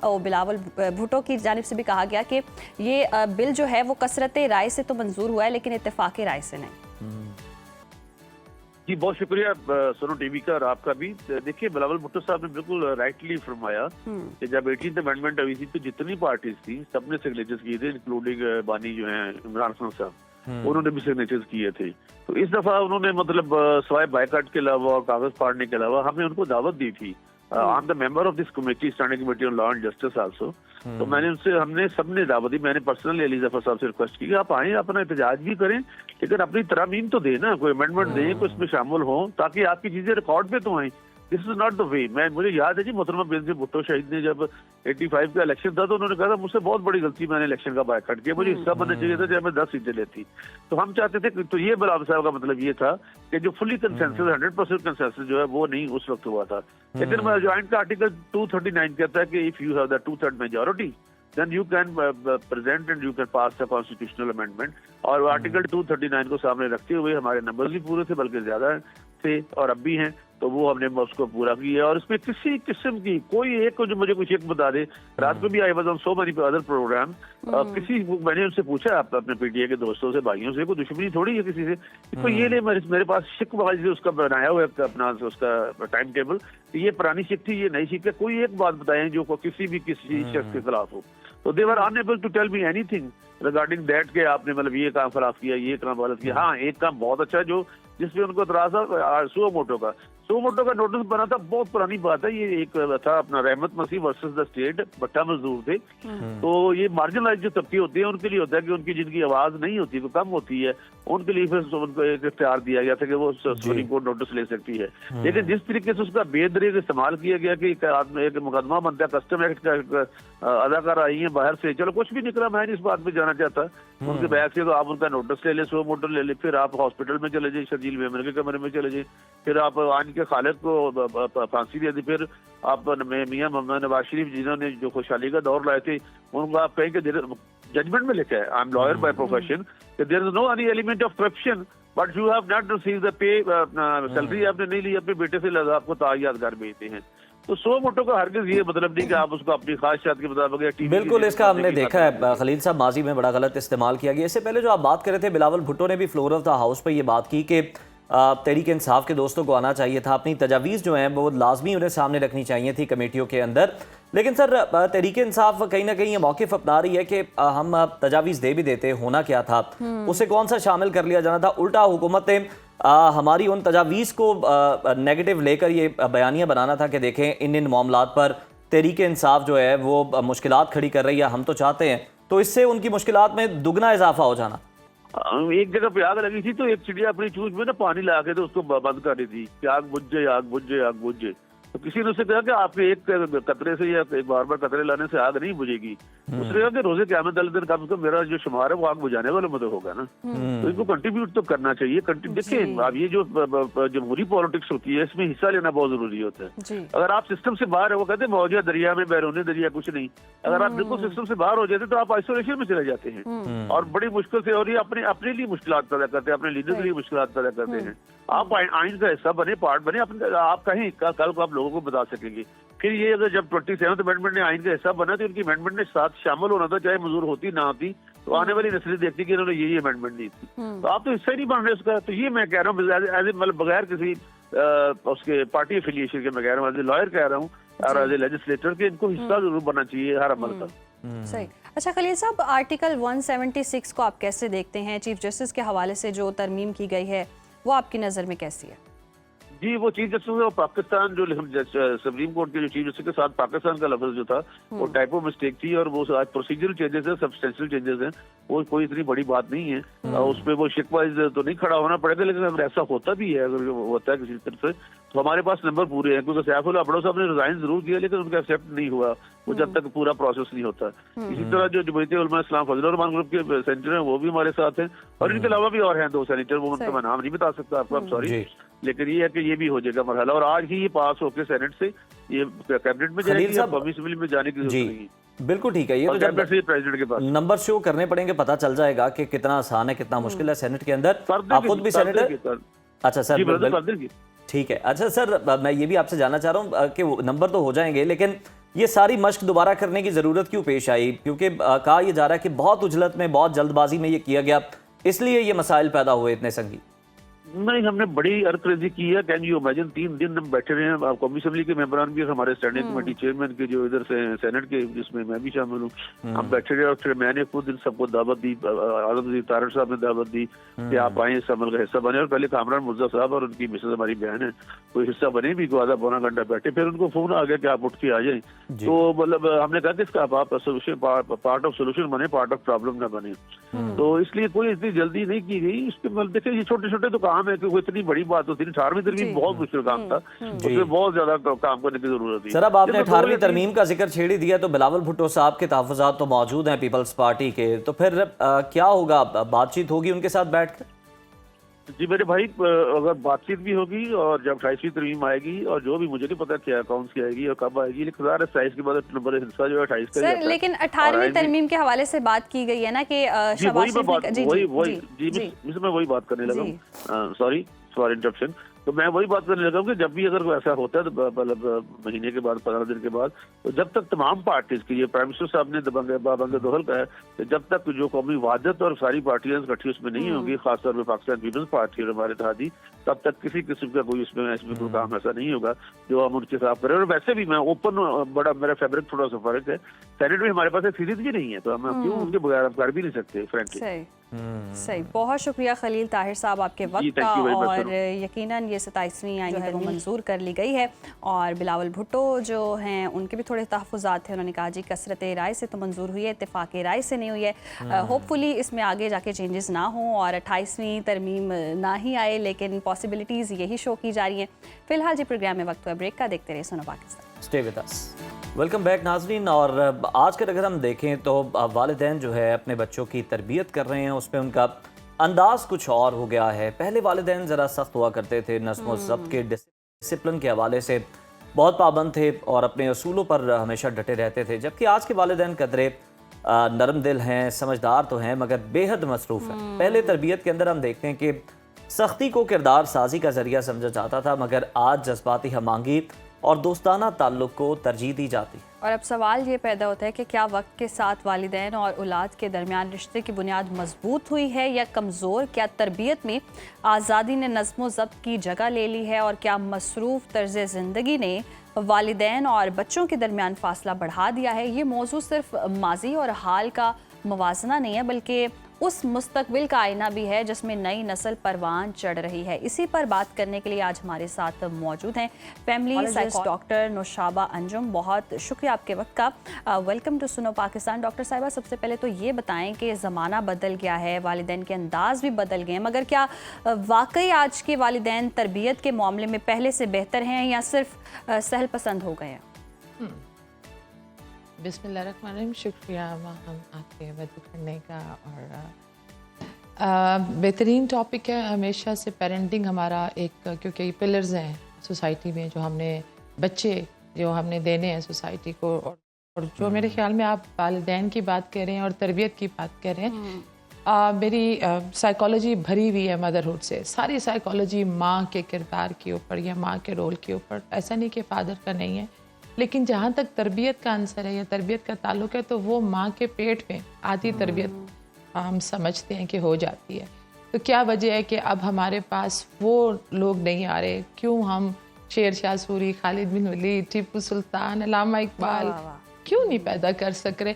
तो किधर हमारे पास कमी आ रही है? तो वो मेरा ज़ाती ख्याल है कि शायद वो वालिदैन नापैद हो गए हैं और माँओं का किरदार बहुत अहम है। आपने कहा कि वो जो ताल्लुक़ से देखिए, सबसे पहले तो माँ और बाप का अपना बीज। मैं एक बड़ा घिसा पिटा मेरा जुमला हो गया कि अगर आप करेले हैं तो सेब नहीं खाएंगे, आपको खुद सेब बनना पड़ेगा। अगर आपने आगे जो आपका बीज है, आपका खून है, इसके अंदर देखिए इस खून का बहुत अमल दखल होता है। आपके जो पर्सनालिटी ट्रेट्स हैं, जो आपके मामलात हैं, वो आप अपनी अगली जनरेशन में, थर्ड जनरेशन में पास ऑन करते हैं। तो इसका मतलब है कि ये फैक्टर तो है। दूसरा चीज़ जो आपने कही, साइकोलॉजिकल या सोशल फैक्टर, बिल्कुल है। सोसाइटी बदल गई है, इस दौर के तकाजे और हैं। मेरा अपना ज़ाती राय है कि हमारे हमेशा से कि अगर हम कोई भी मोबाइल भी बनाते हैं तो उसका लेटेस्ट मॉडल देते हैं, तो ऐसा नहीं हो सकता कि जो क्रिएटर ने जो मखलूक दुनिया में भेजी है, यकीनन वो हमसे बहुत बेहतर है। एक तो अंडर एस्टिमेट आज के बच्चों को ना करें। ये इनमें हिपोक्रेसी कम है मेरे ख्याल में। बच्चों के अंदर कंफ्यूजन है, इंतहाई कॉन्फ्लिक्ट है। मैं अगर आपसे कहूँ, हमारी जनरेशन ने वो दौर देखा जो पीछे का दौर था जिसमें ये गैजेट्स और ये सब कुछ नहीं था, और फिर हमने वो गैजेट्स भी देखे। आज के दौर के बच्चों ने इसमें आंख खोली है। ग्लोबलाइज्ड हो गई है सोसाइटी। एक फ़ोन आपके हाथ में है, आपने बच्चों को कंट्रोल नहीं करना। जैसे आप कह रही थी कि बच्चों पे, मैं समझती हूँ कि बच्चों पे कंट्रोलिंग बिहेवियर, या तो बिल्कुल ही रिलैक्स हो जाते हैं पेरेंट्स या कंट्रोल करते हैं, बर्ड आई व्यू दे। लेकिन एक चीज़ अगर आपने गौर किया हो, जो आप मेरे से शायद मुत्तफिक हों, कि हमने इस जो भीड़ चाड़ थी जो मटेरियल की, उसमें हमने वो वार्मथ बच्चों को खो दी। वो खाने की टेबल पे बच्चों के साथ बैठना, वो बेड टाइम स्टोरीज, वो दादा दादी और नाना नानी कहाँ चले गए, जो फैमिली सिस्टम टूट गया। तो मैं ये समझती हूँ कि बच्चों में और ये जो मामलात हैं उस वजह से, और सबसे जो बड़ा रोल है। लेकिन नौशाबा साहिबा, जैसे आप कंट्रोलिंग बिहेवियर की बात कर रही हैं, अगर पुराने ज़माने में देखें तो वालिदैन ज़्यादा सख्त थे और बात भी बच्चे उनकी मानते थे। लेकिन अब हम देख रहे हैं पेरेंट्स नरम दिल भी हैं, नरमी भी करते हैं, इतने ज़्यादा कंट्रोलिंग भी नहीं है, दोस्त भी बनना चाहते हैं, लेकिन फिर भी बच्चे नाफरमान हैं। देखिए नाफरमान बच्चे, अब मुझे ये समझने के लिए आप देखें कि इस वक्त 97% एक दफ़ा स्टेटमेंट आ गई थी कि बच्चे ड्रग्स में जा रहे हैं। एक फियर है, कॉन्फ्लिक्ट है, इम्बैलेंस है सोसाइटी के अंदर, इम्बैलेंस है। बच्चे अगर कुछ देख भी रहे हैं, घर मुनाफकत है, घर का माहौल और है, रिलीजियस तालीम कुछ और है, स्कूलों में या कॉलेजों में आपने अमेरिकन स्कूल सिस्टम या ब्रिटिश स्कूल सिस्टम या पता नहीं कौन कौन से वो मैं कहती हूँ ना, कौवा चला हंस की चाल तो अपनी भी भूल गया, वो नहीं भूलते। 13 साल तक वहाँ बच्चों का ब्रेन डेवलप कर रहा है। हमने जो शुरू के माँ के पेट से लेकर वो जो शुरू के 13 साल हैं, उसमें हमने अपने बच्चों को बड़ी वार्मथ देनी है, quality of time they, quantity of time, उनके अंदर फ़र्क ख़त्म कर दे, लाइक इंसानियत का, मॉरल वैल्यूज़ और मॉरल ग्राउंड्स के ऊपर बच्चों को बड़ा करें। हमसे पहले जो वालिदैन का मैं नहीं समझती कि वो इतने अब्यूसिव भी नहीं होते थे, उनकी एक इज्जत थी, एक आंख थी, जिसको मैं हमेशा कहती हूँ कि इज्जत थी।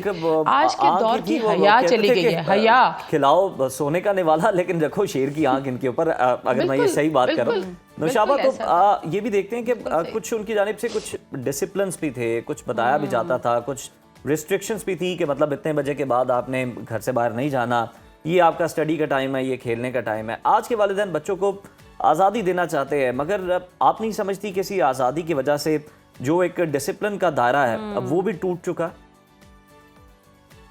बिल्कुल आप ठीक कहते हैं। मैं तो बड़ी कंजर्वेटिव हूँ इस मामले में थोड़ा सा, कि बच्चों को एक एज तक आपको थोड़ा सा उनको बर्ड आई व्यू देने के लिए डिसिप्लिन करना है, उनके एक्टिविटीज कैजुअल्स। बच्चों के अंदर जो सबसे ज़्यादा ज़रूरी बात है, आज आप देखें कि हमारे यहाँ सच्चे बच्चों का कोई टाइम ही नहीं है। पेरेंट्स का कंट्रोल बच्चों पर ख़त्म हो गया, क्योंकि इज़्ज़त नहीं चली गई है। माँ बाप को अपने औलाद से इज़्ज़त कराने के लिए सबसे पहले अपने आप को जो देखिए, जो पेरेंट्स बच्चों को सपोज कहते हैं बेटा नमाज पढ़ो, बेटा रोज़ा रखो, बेटा झूठ नहीं बोलना, बेटा करप्शन बड़ी बुरी चीज़ है, लेकिन जब वो देखते हैं माँ बाप को तो सबसे बड़ा तो उनको वही नज़र आ रहा होता है, तो उनको खुद रोल मॉडल बनना पड़ेगा। मेरे ख्याल में वालिदैन मॉडलिंग करने में फेल हो गया। सिर्फ वालिदैन नहीं हो गए, हमारा मुआशरा हो गया, हमारा मीडिया हो गया, हमारे असातिज़ा इकराम, वो अगर आप देखें कि उनका कितना बड़ा किरदार होता था, जो कि आपके रोल मॉडल होते थे। किताबों में हमारा सिलेबस कितना बदल गया, किधर चली गई सीरत और नबी, आपका कायद आज़म और वो मोहम्मद अली। उनसे पूछें, आजकल के बच्चों को हिस्ट्री पढ़ाएं, अल्लामा इकबाल पूछे कौन था, तो उनको ज़्यादातर हमने वीडियो गेम्स और डिजिटल हीरोइन, जिसको मैं कहती हूँ हमेशा, कि बच्चों को, और बच्चे जो है इस वक्त देखें, मैं आपको बताऊँ कि मेरा इत्तेफाक हुआ अभी एक यूनिवर्सिटी में, मैं कुछ सेशंस कर रही थी, तकरीबन 200 बच्चों का मैंने सेशंस किया इस्लामाबाद की एक यूनिवर्सिटी में, और आप यकीन करें कि मैंने बुज़ुर्ग देखे, बच्चों के अंदर जितनी ज़्यादा एंग्जाइटी है, बच्चों में जितना ज़्यादा डिप्रेशन है, बच्चों के अंदर रास्ता, उनको कुछ रास्ता नज़र नहीं आ रहा। खासकर मैं अपने मुल्क की बात करूँगी, तो it was very like unfortunate कि मैं वो जो जवानी आती है ना बच्चों पे, एक एज है जिसमें बच्चे में स्पार्क होता है, बच्चे में क्यों उदास है। बिल्कुल दुरुस्त फरमाया आपने कि बच्चों को कोई समत भी नज़र नहीं आ रही है, और आजकल की जनरेशन में डिप्रेशन भी बहुत ज़्यादा बढ़ता जा रहा है, क्लैरिटी भी नहीं है। और आप रोल मॉडल की बात करी थी, और हमेशा से हम डिस्कस करते हैं कि जैसे हम ये आखिरी शायद जनरेशन है जिनके पेरेंट्स बहुत इनोसेंट हैं, या थोड़ा बहुत उनको मोबाइल का या डिजिटल चीज़ों का इतना आइडिया नहीं है। आने वाले वक्तों में पेरेंट्स का कितना किरदार होगा बच्चों को स्पॉइल करने में, डिजिटली अगर हम देखें, टेक्नोलॉजी के एतबार से देखें? देखिए, मैं नहीं समझती कि इससे स्पॉइल, अभी अब इस बात से हमें निकलना चाहिए कि हमने बच्चों को ये नहीं देना, या एक एज तक उनके हाथ में मोबाइल नहीं होना चाहिए। मैं ये समझती हूँ 13 साल तक आप बच्चों को फोन ना दें, और एक टाइम रख दें उनका, जब तक आप उनके लिए एक घर में नो मोबाइल जोन रखें। लेकिन आपने बच्चों को जिस वक्त ये नहीं बताना कि आपकी जो भी काम आप कर रहे हैं, इसके ऊपर आपकी ये टेस्ट है लाइफ, आपका एक पर्पस ऑफ लाइफ है, ये आपकी दुनिया टेस्ट है, और आपकी इस वक्त मॉनिटरिंग जो कैमरा लगा है वो ऊपर आसमान पे लगा है, और आपको इसका जवाब देना है। जब तक हम अकाउंटेबिलिटी का कॉन्सेप्ट बच्चों में डेवलप नहीं करेंगे, और वो ये नहीं है कि डर है, वो ये कि हमने अपने बच्चों को वैल्यूज देनी है, बतानी है। और साइकोलॉजी कहते हैं ना, it differs from culture to culture, अपने कल्चर, अपने नॉर्म, अपने रिलीजियस वैल्यूज के अंदर रहकर उसके बाद आप उनको छोड़ें कि जो ग्रेड्स ही हैं, सिर्फ यही हासिल उसूल हैं, इन्हीं के पीछे बच्चों ने भागते रहना है वालिदैन के कहने पर, या फिर अपनी भी ख्वाहिश के तहत, या फिर हमने बच्चों को रहम दिल बनना भी सिखाना है, उन्हें एक अच्छा इंसान बनना भी सिखाना है, तरबियत इस तरह से करनी है कि वो माशरे में बड़े अच्छे तरीके से बिहेव करें, दूसरों के साथ बड़ी काइंडनेस शो करें? इंतहाई खूबसूरत सवाल है, इंतहाई मेरे दिल के बड़े करीब। बच्चों के अंदर हमने डाल दिया, उधर बच्चे ने एडे नंबर लेते हैं तो तुमने भी इतने नंबर लेने हैं, तुम्हारे बड़ा भाई इतने नंबर ले गया, तो बच्चों में हमने आपस में वो राइवलरी पैदा कर दी है अपने लिए। बच्चों के साथ बिजनेस कर रहे हैं बेसिकली, उसका बच्चा स्कूल में है अपने लिए, अपनी वो जो एक वो कहते हैं ना झूठी अनार। मैं ये समझती हूँ कि अब जो नया दौर है उसमें बिल्कुल इंटेलिजेंस का डिग्री से कोई ताल्लुक नहीं है। इस वक्त सबसे बड़ी इंटेलिजेंस है इमोशनल इंटेलिजेंस, कि आप अपने आप को जानें, आप समझें कि आप कौन हैं, क्यों आए हैं, कौन है। सबसे पहले पर्सनालिटी असेसमेंट। मैं सबसे कहती हूँ प्लीज़ एक दफ़ा अपनी शख्सियत को, अगर आपके दादा दादी नाना नानी या माँ बाप के पास तो टाइम ही नहीं है बताने के लिए, अगर वो नहीं है बता सकते, तो प्लीज़ आप अपनी साइकोलॉजिकल बच्चों की इवैल्यूएशन, आप पर्सनालिटी असेसमेंट ज़रूर करवा लें। इमोशनल इंटेलिजेंस है खुद को समझना, स्ट्रेस हो गया क्या करना है, डिवोर्स हो गई है माँ बाप में अब क्या करना है, बच्चियों में तलाक हो गई है तो क्या करना है।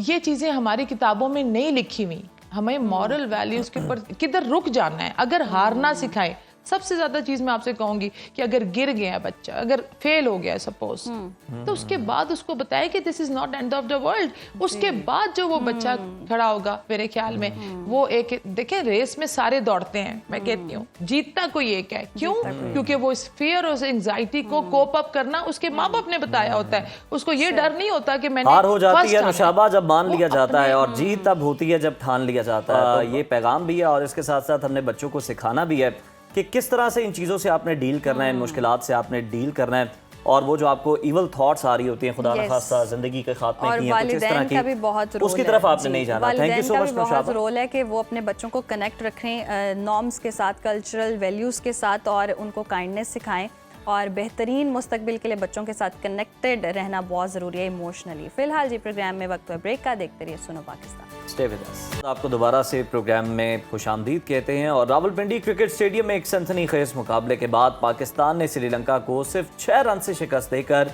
सीरीज में 1-0 की बर्तरी अपने नाम की है। ग्रीन शर्ट्स की जानिब से ऑलराउंडर सलमान अली आगा ने शानदार नाकाबिले शिकस्त सेंचुरी जड़ी। 105 रन 87 गेंदों पर बनाकर टीम को 299 रन के मजबूत स्कोर तक उन्होंने पहुंचाया। बॉलिंग की बात करें तो यहां पर हारिस रऊफ, फहीम अशरफ, नसीम शाह और मोहम्मद नवाज ने शानदार कारकर्दगी दिखाई और श्रीलंका को 293 रन तक महदूद रखा, जिसमें वनिंदो हसरंगा की 59 रन की इनिंग्स सबसे नुमाया रही। और मैच के दौरान जी पाकिस्तान की बॉलिंग लाइन ने 31 एक्स्ट्रा रन्स भी दिए, जिसमें 26 वाइड बॉल्स शामिल थी, लेकिन टीम ने मजमूई तौर पर मजबूत और मुतवाजन खेल पेश किया। पाकिस्तान की टीम आज होने वाले दूसरे मैच में बैटिंग करेगी या बॉलिंग, और क्या ये सीरीज पाकिस्तान के नाम आसानी से हो जाएंगी? इसी पर बात करने के लिए हमारे साथ मौजूद हैं स्पोर्ट्स एनालिस्ट सैयद मोहम्मद। बहुत शुक्रिया आपके वक्त का। कहिएगा, पहला वनडे 6 रन के फ़र्क से जीता, आपके ख्याल में पाकिस्तान की जीत का फैसला कौन लम्हा कौन सा रहा? सलमान अली आगा की सेंचुरी ने टीम के मोराल पर कितना असर डाला है? देखिए, टॉस इस मैच में बड़ा इंपॉर्टेंट था, क्योंकि कहीं ना कहीं ड्यू फैक्टर रोल प्ले करता है। अगर आप देखें भी इस वक्त ब्रेक के अंदर, जब भी 10 ओवर के बाद ब्रेक की बात करें, ड्रिंक्स ब्रेक पे तो बहुत ज़्यादा टॉवल भी यूज़ हो रहा था सेकंड इनिंग्स में, यहाँ तक कि रोप को भी यूज़ किया जा रहा था कि ड्यू फैक्टर को कंट्रोल किया जाए। पाकिस्तान की अगर बैटिंग ऑर्डर की बात करें, सलमान अली आगा आजकल आपको पता है वो बड़ा उनका एक इम्प्रोवाइज आपको नजर आते हैं सलमान अली, क्योंकि ये बेस्ट फॉर्मेट है जो उनको सूट करता है। चाहे आप पिछली सीरीज की बात करें, जिस तरीके से उन्हें साउथ अफ्रीका के खिलाफ परफॉर्म किया, कल भी जब आप पाकिस्तान की मैच की बात करते हैं, जब सबसे ज्यादा जरूरत थी आपको पार्टनरशिप की, हुसैन तलत के साथ उन्हें बड़ी इंपॉर्टेंट इनिंग्स खेली। और अच्छी बात है कि स्ट्राइक रेट को मेंटेन भी किया। आप उनकी बॉल डिलीवरीज को भी देख लें तो 89-98 के करीब उन्होंने बॉल्स खेल के तो अपनी सेंचुरी को कंप्लीट किया साउथ अफ्रीका। चाहे इस सीरीज की बात करें, एक अच्छी आपको वो फॉर्म के अंदर इस वक्त नजर आ रहे हैं। मसला थोड़ा सा आपकी मिडल ऑर्डर का है। नर्वस 30 की बात करें, बाबर आजम की जो कन्वर्ट उनका है अपना, बहुत टाइम से 100 आपने देखा नहीं बाबर आजम से, जो नर्वस 30 है उसको भी वो क्रॉस नहीं कर पा रहे। लेकिन कहीं ना कहीं शायद हम एक चीज भूल जाते हैं कि ठीक है, बाबर आजम एक बड़े प्लेयर हैं, सब उनके बारे में बात भी करते हैं, लेकिन आपकी एक जो कलेक्टिव टीम परफॉर्मेंस है वो इंपॉर्टेंट है। खाली बाबर आजम ने नहीं, हमेशा परफॉर्म करना, जो उसके इर्द गिर्द बैट्समैन है उनका भी कुछ ना कुछ काम बनता है। जैसे साइम अयूब है, वो इनकंसिस्टेंट है, कंसिस्टेंटली परफॉर्म नहीं कर पा रहे। उसके अलावा आप रिजवान की बात करें, उनका भी थोड़ा सा बॉडी लैंग्वेज आपको उस दिन डाउन नजर आया, लेकिन ओवरऑल पाकिस्तान की एक अच्छी परफॉर्मेंस थी। लेकिन शाहीन ऐसा कप्तान, पहली सीरीज जब साउथ अफ्रीका के खिलाफ थी तो हमने खुद कहा कि वनडे में बड़ा टफ उनके कॉम्पोनेंट है, क्योंकि फैसलाबाद की विकेट है, फुल ऑफ बेल्टर थी, वहां पर परफॉर्मेंस आपको नजर आई। लेकिन जो पिछला मैच था उसके अंदर थोड़ा सा मुझे कप्तानी की बात करें तो मिसिंग फैक्टर ये था कि जिस वक्त पार्टनरशिप मिडिल ऑर्डर के अंदर श्रीलंका के साथ श्रीलंका की अच्छी लग चुकी हुई थी, तो वहां पर आपको शायद नवाज को इंट्रोड्यूस कर देना चाहिए था। मुझे पता है बॉल ग्रिप नहीं कर रहा था क्योंकि काफी ड्यू फैक्टर था, यहाँ तक हुसैन तलत भी आपके पास मौजूद थे, लेकिन उन्होंने शायद उनको ज्यादा यूटिलाइज नहीं किया। सिर्फ ये जो छोटी मोटी चीजें जिसको शायद हमें फिगर आउट करने की जरूरत है। वेरस पाकिस्तान की परफॉर्मेंस अच्छी है, अल्लाह करे हम तीनों मैचेस जीत के तो एटलीस्ट हम टॉप 5 के अंदर वापस आए इंशाल्लाह। अवैस, अगर हम देखें तो बॉलर्स की बात करें, 31 रन जो हैं वो एक्स्ट्रा दे दिए। बॉलर्स का कसूर था, मिस फील्डिंग थी, क्या था? देखिए, अगर मैंने कहा ना कि ड्यू फैक्टर रोल बहुत ज्यादा प्ले कर रहा था, वहां पर बॉल को ग्रिप करना इतना आसान नहीं होता। शाहीन की बात करें, शाहीन का थोड़ा सा अगर आप देखें जो एक्स्ट्राज उन्होंने भी उस दिन दिए, तो उनकी कोशिश यही हो रही थी कि मिडल जो स्टैंप है उससे बॉल जो है वो अंदर लेके आए, जो कि लेग साइड पे ज्यादा जा रही थी। इनिशियली भी आपको पता है कि 70-75 रन की पार्टनरशिप जब लगी थी श्रीलंका से, तो मुझे खुद था कि शायद मैच इजीली श्रीलंका जीत जाएगा, क्योंकि आसान नहीं होने वाला। जो ट्रम्प कार्ड आपके बॉलर्स हैं, खास करके नसीम शाह की बात करें, उनका भी इनिशियली बॉडी लैंग्वेज थोड़ा सा आपको डाउन लगा। आप अगर दूसरे बात करें शाहीन की भी, उनका भी body language as such positive नहीं था। लेकिन पाकिस्तान की हालिया जो फील्डिंग है खास करके, उसने बड़ा जबरदस्त एक इम्प्रोवाइजेशन आपको नजर आई है। मुझे पता है फखर के कैच को लेके लोग बहुत ज्यादा बात करें, लेकिन अगर आप उसको रियलिटी के अंदर देखें तो सीम को जब हिट होता है टॉप एज, तो वो एयर जो फ्लो था उसकी वजह से इतना आसान नहीं था उस कैच को जज करना। पाकिस्तान का थोड़ा सा एक इशू जरूर रहा है कि डेप्थ ओवर्स के अंदर आपकी वो एक्यूरेसी नजर नहीं आती, लेकिन पिछले मैच के अंदर आपकी बॉलिंग यूनिट ने तो बहुत अच्छी एक्यूरेसी दिखाई है। I guess Naseem Shah and Shaheen Shah Afridi को एक चीज तो समझनी पड़ेगी कि आप स्ट्राइक फास्ट बॉलर्स हो, इसलिए कहते हैं ना हंट इन पेयर्स की जब हम बात करते हैं तो दोनों का बड़ा इंपॉर्टेंट है कि वो किस तरीके से लीड करे पाकिस्तानी बॉलिंग लाइनअप को। लेकिन अच्छी बात है, मैच आप जीते हुए हैं। आई डोंट थिंक सो कि इतना ज्यादा अफेक्ट करेगा स्क्वाड की चेंजेस के अंदर। तो अगर हारिस रऊफ और फहीम अशरफ की बॉलिंग देखें तो उन्होंने किस तरह श्रीलंका के टॉप ऑर्डर पर दबाव डाला?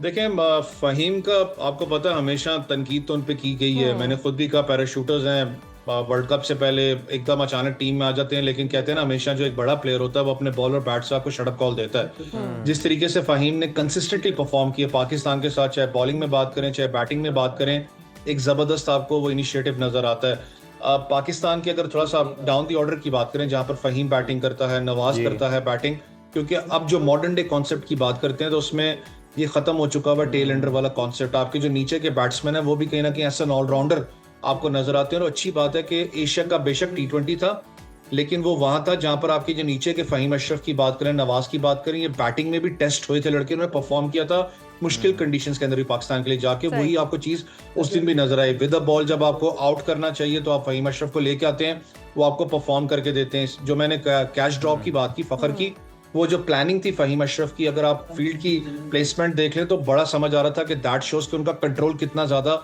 अपनी बॉल पे था। तो फहीम अशरफ का कॉन्फिडेंस लेवल बड़ा तगड़ा हुआ। खास करके नवाज की बात करें तो मुझे याद है कि जिस वक्त उनको मार पड़ी थी, चाहे विराट कोहली हो, बड़े से बड़े मैच के अंदर उनको जब मार पड़ी तो बहुत से लोगों ने कहा कि नवाज जो उनसे अब दफन हो चुके हैं, वापस नहीं आएंगे।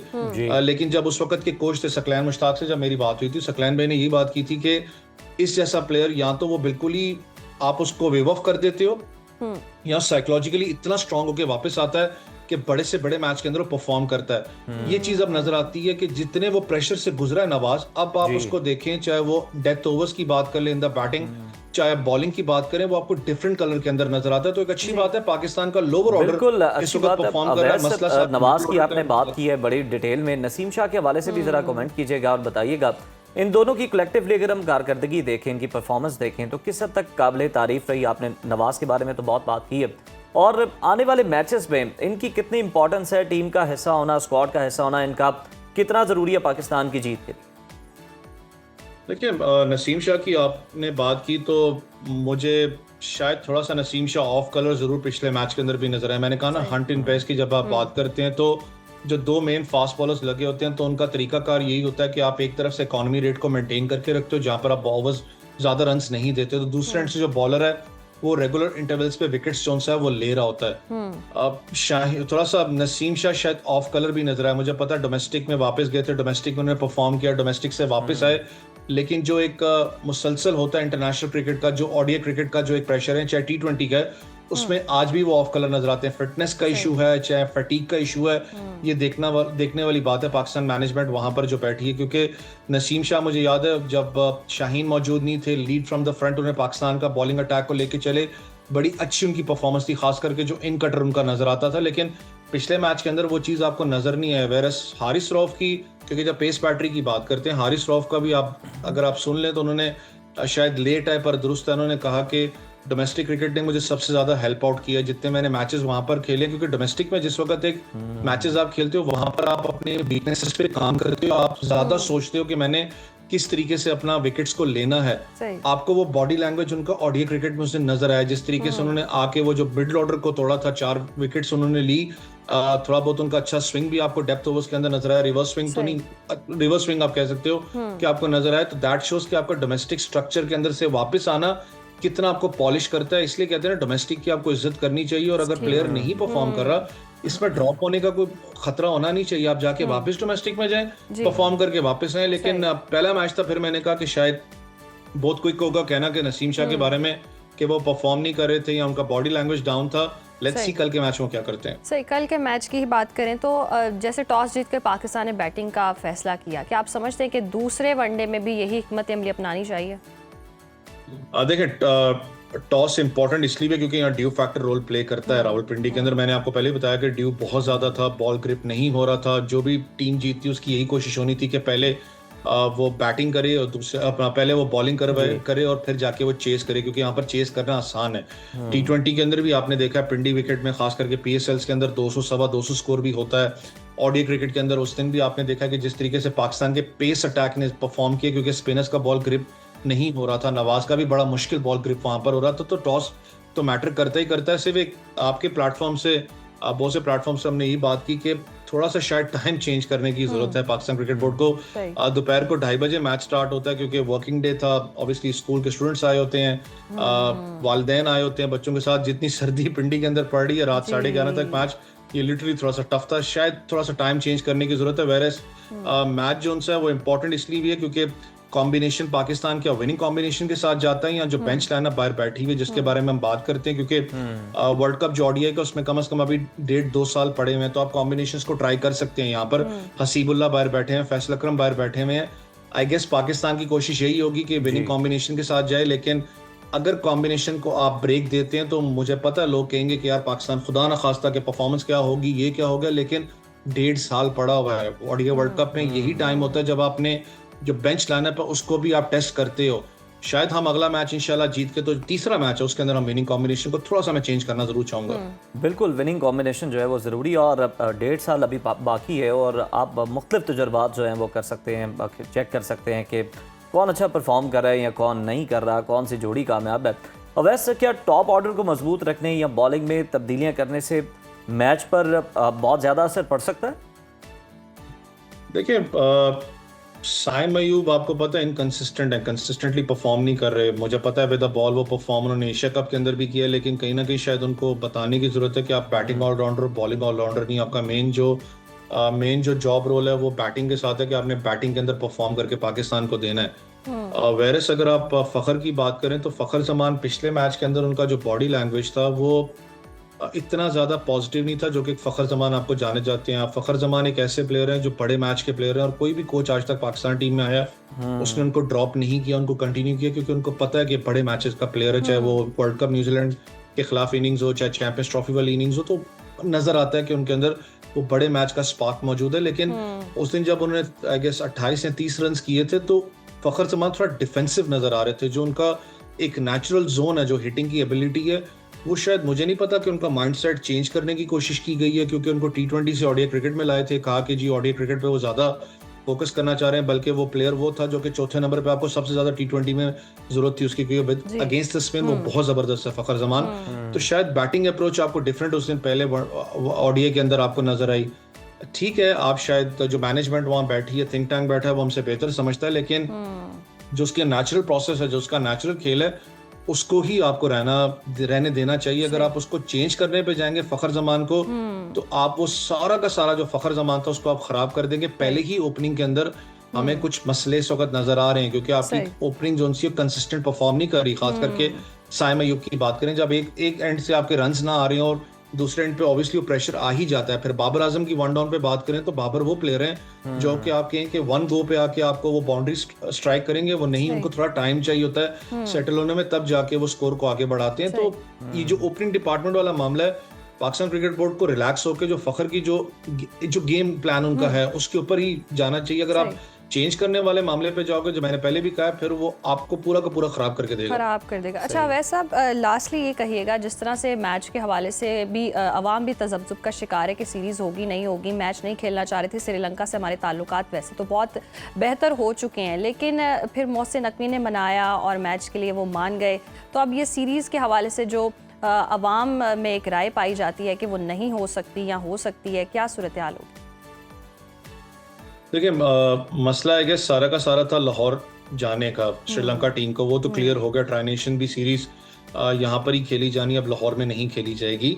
एक कल अच्छी बात है कि जितना प्रोएक्टिवनेस मोहसिन नकवी ने, पाकिस्तान क्रिकेट बोर्ड प्रोएक्टिव रहा है, फिर thanks to the high commission of Sri Lanka, उन्हें कल बहुत ज़्यादा प्रोएक्टिवनेस दिखाई है। फिर जिस तरीके से कल श्रीलंका क्रिकेट बोर्ड ने उसको अपना आगे लेके चला है, वहाँ से जो एक क्लियर कट मैसेज आ चुका था, दैट शोज के कमिटमेंट कितनी स्ट्रांग है। और अच्छी बात है कि आपने बड़ा एक strong liaisoning Sri Lanka cricket board के साथ पाकिस्तान क्रिकेट बोर्ड ने लगा के रखी है।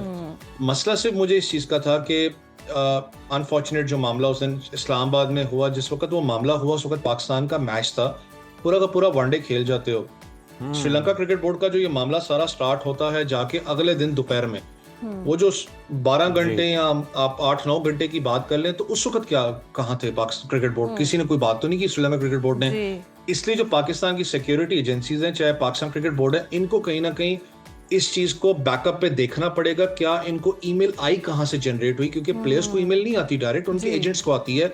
एजेंट्स प्लेयर्स के साथ इन टच रहते हैं। क्रिकेट बोर्ड को कोई ना कोई ईमेल आई होगी, कहाँ से वो ईमेल आई कि जिसके अंदर थ्रेट दिखाया गया, जी आपको थ्रेट है या क्या मामला है। लेकिन ऑब्वियसली वो बेहतर समझते हैं, लेकिन जितना पाकिस्तान क्रिकेट बोर्ड ने इसको प्रोएक्टिवनेस पे जाके काम किया है और उनको यकीन दहानी दिखाई है, क्योंकि आपको याद हो पाकिस्तान क्रिकेट बोर्ड वाहिद क्रिकेट बोर्ड है जिसने पूरी दुनिया के अंदर ये जो प्रेसिडेंशियल सिक्योरिटी वाला कॉन्सेप्ट है वो इंट्रोड्यूस करवाया था। वरना किसी को ये प्रेसिडेंशियल सिक्योरिटी नहीं मिलती थी, हमने ही करवा के दी। और उसको और स्ट्रॉन्ग आज पाकिस्तान क्रिकेट बोर्ड ने मोहसिन नकवी साहब बिल्कुल, इंटरनेशनल प्लेयर्स जो हैं वो खुद को यहाँ पर सिक्योर भी फील करते हैं और वो हैरान भी होते हैं कि किस कदर उनकी सिक्योरिटी का जो है ख्याल रखा जा रहा है और सदारती सिक्योरिटी जो है उन्हें वो यहाँ पर दी जाती है। बहुत शुक्रिया सैयद मोहम्मद उवैस, आपके वक्त का मैच आप बता रहे थे कि कौन कौन सी खामियां हैं और कौन कौन सी हमारी स्ट्रॉन्ग लाइंस हैं जिन पर मज़ीद काम करने की ज़रूरत है, जिससे टीम मज़ीद अच्छा परफॉर्म भी कर सकती है। और मैच के हवाले से जो कन्फ्यूजन पाई जा रही थी वो मुकम्मल तौर पर दूर हो चुकी है और मोहसिन नकवी की जानिब से जो है वो बड़ा एक्टिवली इस मामले को टेकअप किया गया। और उसके बाद हमने देखा कि श्रीलंकन क्रिकेट बोर्ड की जानिब से भी जो बयान सामने आया है, उसके बाद अब ये नज़र आता है, वाज़ेह हो चुका है कि ये सीरीज़ इंशाल्लाह मुकम्मल होगी और वी होप कि पाकिस्तान ही जीते। और इंशाल्लाह जिस तरह से पाकिस्तान जीता है और आगे आने वाले मैचेस में भी पाकिस्तान अच्छी कारकर्दगी दिखाए और जीत से हमकिनार हो। प्रोग्राम में वक्त हुआ ब्रेक का, देखते रहिए सुनो पाकिस्तान। एक बार फिर से प्रोग्राम में आपको खुशामदीद कहते हैं। और नाज़रीन, जैसे ही सर्दियों का मौसम आता है, ना सिर्फ हवाएं बदल जाती हैं, मौसम बदल जाता है, हालात बदल जाते हैं, बल्कि जायके भी बदल जाते हैं। गलियों बाज़ारों में हम देखें तो मकई के सिट्टे, बड़ी प्यारी ज़बरदस्ती खुशबू आ रही होती है और हाथों में गर्मा गर्म मूँगफली हो और चूल्हे पर जी वो शकरकंदी सेक रहे होते हैं लोग, तो बड़ी मज़ेदार सर्दियों की वाइब होती है। शामें बड़ी ज़बरदस्त होती हैं और बस मेरे मुंह में पानी आना मैं वही हैरान हूँ, आज आप खाने पीने की बहुत ज़्यादा बातें कर रही, वरना हमेशा इल्ज़ाम मेरे पे होता है। ये मौसम सिर्फ सर्दी महसूस करने का ही नहीं बल्कि जिस्म को तवानाई देने और सेहत बहाल करने का भी एक मौका होता है। कहा जाता है कि सर्दियों की ग़िज़ाएँ गर्मियों की बीमारी से बचाती हैं, लेकिन क्या हम जो चीज़ें शौक़ से खाते हैं वो वाकई इतनी मुफीद है भी जितना हम समझते हैं? क्या मूँगफली, बादाम और अखरोट वाकई जिस्म को ताकत देते हैं या इनमें छुपी कैलोरीज नुकसान भी पहुंचा सकती हैं? इसी तरह शकरकंदी, मकई और ड्राई फ्रूट्स में आखिर कौन सी ग़िज़ायत है जो सर्दी में आपके लिए बहुत ज़रूरी है, ख़ास तौर पर शुगर या दिल के मरीज़ों के लिए? क्या वो भी ये सब खा सकते हैं या नहीं खा सकते? सवालात बहुत हैं, जवाब जान लेते हैं हमारी मेहमान से। माहिर ग़िज़ायत हैं डॉक्टर मारिया खान साहिबा। डॉक्टर मारिया, सुनो पाकिस्तान, सर्दियों में ड्राई फ्रूट्स का इस्तेमाल जो है वो बढ़ जाता है। ये बताइएगा क्या वाकई हमारी बॉडी को इसकी बहुत ज़्यादा ज़रूरत होती है? क्योंकि जगह जगह हम देख रहे हैं कि दुकानें सज चुकी हैं।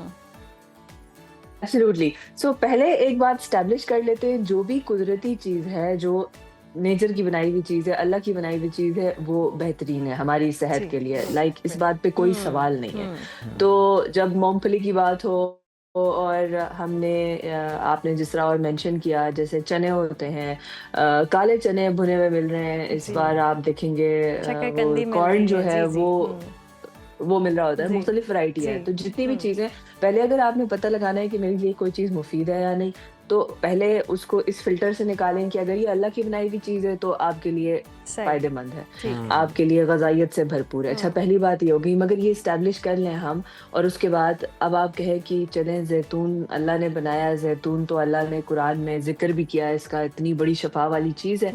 तो अब आप सुबह, दोपहर, शाम, रात हर वक़्त ज़ैतून खाते रहना आपका, और ज़ैतून का तेल पीते हैं, आपका कोलेस्ट्रॉल बढ़ जाएगा। तो अब आ जाती है इसमें एतदाल वाली बात। सही। तो ये जो आपने सर्दियों की जो सारी सौगात है, बेहतरीन हो गया आपने ऐड की, मगर इसमें कुछ चीज़ें हैं जिसका हमें ख्याल रखना है। सही। खुसूसी तौर पे जब इनको भुना जाता है नमक के अंदर, तो नमकीन, जितना नमक आप अपनी डेली रूटीन में ज़्यादा ऐड करेंगे, तो ये आपके जिस्म में वाटर रिटेंशन करता है।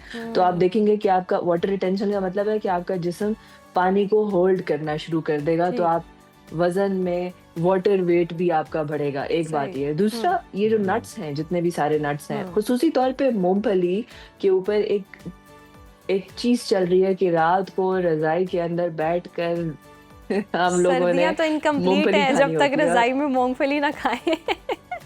आई डोंट नो किसने इजाद किया इस चीज को, क्योंकि ये रात के वक्त हमने पहले देखना, अच्छा मूंगफली है क्या? मूंगफली जो है ये गुड फैट है। 3 चीजें हैं, एक कार्ब्स है, एक कार्ब्स हैं, प्रोटीन्स हैं और फैट है। 3 कैटेगरी में हर फूड ग्रुप, जितने भी दुनिया पे खाने पीने की चीजें हैं, वो 3 कैटेगरीज में सही। फॉल करती हैं, प्रोटीन में, कार्ब्स में और फैट में। तो जितने भी नट्स हैं सारे, सीड्स सारे, वो सही। फैट है, गुड फैट है, गुड है मगर फैट है। Now having said that, good fat है और गुड फैट हमारे मैदे में, ये भी अगर हम समझ लें कि हमारे मैदे में गुड फैट 7 से 8 घंटे रहता है, तो सबसे बेहतरीन टाइम क्या हुआ कि ये हमारा स्टार्ट ऑफ द डे और ये हमारा एंड ऑफ द डे है। तो बेहतरीन वक्त ये हुआ कि आपने इसे शुरू के दिन के एरिया में आपने ज्यादा खाना है, सही। मॉर्निंग से लेके मिड डे तक, Morning, ताकि सही, वो जो 6-7 घंटे इसने आपके स्टमक में रहना है, बॉडी उसको जज्ब कर सके, एब्जॉर्ब कर सके। जितना आप इसको रात में जाके, बेड में जाके आप खा रहे हैं, this is all good fat. तो ये गुड फैट आपकी बॉडी स्टोर करेगी। मतलब सही। रात को आपने मूंगफलियां खाकर अगर आपने सो जाना है, तो ये सारा गुड फैट आपको बजाय अफादियत करने के, आपके बरक्स, आपके ऑपोजिट काम करेगा और आपकी कोलेस्ट्रॉल को बिल्ड अप करेगा, क्योंकि उसके बाद आपने सो जाना है और इतना सही। हैवी ड्यूटी चीज आपने रात को अगर आप ऐड करेंगे, तो शाम के बाद आप कोशिश करें कि नट्स जबरदस्त। आप अपनी डाइट में से मारिया बिल्कुल साहिबा, ये खत्म तो करें। आपने बिल्कुल वो आपने सुबह मतलब ये कह दिया है ना। अब सर्दियां आ गई, अब जितने भी रजाइयों में मूंगफली खाने वाले लोग हैं, वो ये बात सुनकर घबरा गए होंगे कि अब सर्दियां गुजरेंगी सुबह। कैसे। और वो वो अब कहते दिन हैं में रजाई ना, ले रहे हैं। सर्दियों के दिन जो है ना, अक्सर ऐसा भी होता है कि आपका टाइम नहीं पास हो रहा होता, तो बैठे बैठे आप मूंगफली ही खा रहे होते हैं और कोई काम नहीं होता। तो खैर, ये जो ड्राई फ्रूट्स का कॉन्सेप्ट है कि सर्दियों में जी जिस्म को गर्म रखते हैं, तो क्या ये वाकई ऐसा है या बस एक तस्वुर है? एब्सोल्यूट। देखें, एक चीज है कैलोरी डेंस है, अगर थोड़ा सा अगर हम साइंस को बीच में लेकर आ जाएं, Okay. तो एक चीज है, एक मुट्ठी ऑफ नट्स के अंदर एक मुट्ठी अगर हो ना, तो ये अराउंड मुख्तलिफ नट्स को अगर मद्देनजर रखें, अप्रॉक्सीमेटली मैं बात करूं 200 से 300 कैलोरी है। एक मुट्ठी of vegetables is hardly 20 calories. तो ये 20 कैलोरीज वर्सेस 200 कैलोरीज, ऑब्वियसली इसको प्रोसेस करने में बॉडी हीट क्रिएट करेगी, तो हमें लगता है कि हीट क्रिएट हो रही है। हालांकि आप एक कैलोरी डेंस बॉडी जो है, वो एक कैलोरी डेंस चीज को चर्न कर रही है, तो असल में बॉडी के अंदर ये हो रहा होता है। It's a very calorie dense thing. आप इसे अपने दिन के शुरू और दरमियान के हिस्से, मैक्सिमम दरमियान के हिस्से से आगे ना लेकर जाएं। और अगर भूख लग रही होती है ना, अक्सर जो हम बात करते हैं, एक और बड़ा खतरनाक पीरियड है ये, क्योंकि आपने लेयर किया हुआ है ना अपने ऊपर, आप स्वेटर पहनेंगे, फिर आप आहिस्ते आहिस्ते जैकेट्स आ जाएंगी और आप खाते जाएंगे, आपको पता नहीं चलेगा। जाहिर बात है, समर्स में लॉन निकलती है, टी शर्ट्स निकलती हैं, तो लोग कॉन्शियस हो जाते हैं। तो विंटर में जो आपकी बेहतरीन जो बॉडी बनती है ना, आप अगर आपने बॉडी बनानी है अपनी फिटनेस में, ये बात हम करते हैं वाह, कि वाह। वो विंटर में आप बॉडी बनाते हैं ताकि जब समर आती है तो आप टी शर्ट Right. पहने या लॉन पहने तो आपकी अच्छी बॉडी सामने आए। मगर अगर आपने विंटर में अगर ये तरीकाकार रखा हुआ है सही। कि आप ओवर ईटिंग कर रहे हैं और ऐसी कैलोरी डेंस चीज रात के वक्त खा रहे हैं तो आपका वेट बढ़ेगा, आपके फैट के लेयर्स बढ़ेंगे और जैसे ही सर्दियां खत्म होंगी ये वाली और फिर आपने और लॉन के समर सूट आएगा पहनने ना तो होंगे। फिर तो अच्छा फिर डॉक्टर मारिया, ये वही शुगर के जो पेशेंट्स हैं या दिल के मरीज हैं, हाई ब्लड प्रेशर के मरीज हैं, ये कौन से नट्स खा सकते हैं, कौन से नट्स इन्हें नहीं खाने चाहिए?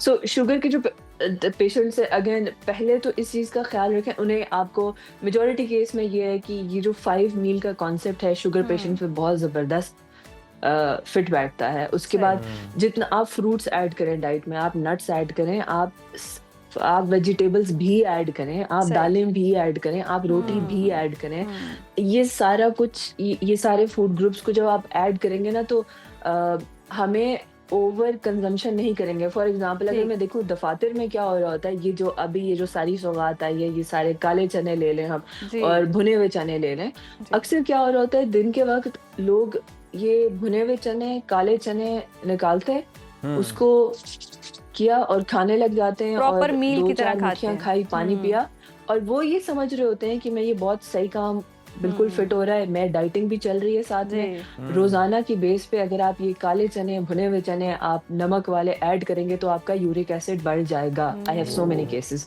जो इस शिकायत से आते हैं कि अब ना वो गाउट कहते हैं, गाउट है आपके जो जॉइंट्स है ना सोजिश हो जाती है यूरिक एसिड की कमी से, फिर ये बढ़ इतना जाता है कि आपके जोड़ों में, घुटनों में, टखने में, आपके हाथों के जॉइंट में, कंधे के जॉइंट में आपको ऐसी दर्दें शुरू हो जाती हैं और समझ नहीं आ रही होती। आप समझ रहे होते हैं मैं तो काले चने हॉर्स पावर खाई है मैंने, इस नाम से बुलाया जाता है। तो प्लीज इससे एक चीज, एतदाल is the main thing. Lunch को न्यूट्रिशियस रखें, उसमें सैलड ऐड करें, उसमें आप कोई सालन ऐड करें कम तेल वाला, रोटी खाएं, उसमें सैलड लाजमी ऐड करें, सुबह एक भरपूर बादशाह वाला नाश्ता करें, यस नट्स ऐड करें मगर एतदाल में। अब बात वही है सारी की, जैतून अल्लाह ने कहा है शिफा है, कुरान में मेंशन है, तो सुबह दोपहर यानी कि रात एतदाल शाम में हर खाना है। वक्त चलिए जैतून मूंगफली आप के करें। हवाले से तो हो गया, सर्दियों की एक सौगात का तो हमने जिक्र कर लिया, और शकरकंदी जहां हम हर रेडी पे देख रहे होते हैं और बड़ी अट्रैक्ट कर रही होती है भुनी हुई, वो कितनी फायदेमंद होती है, सेहत बख्श होती है।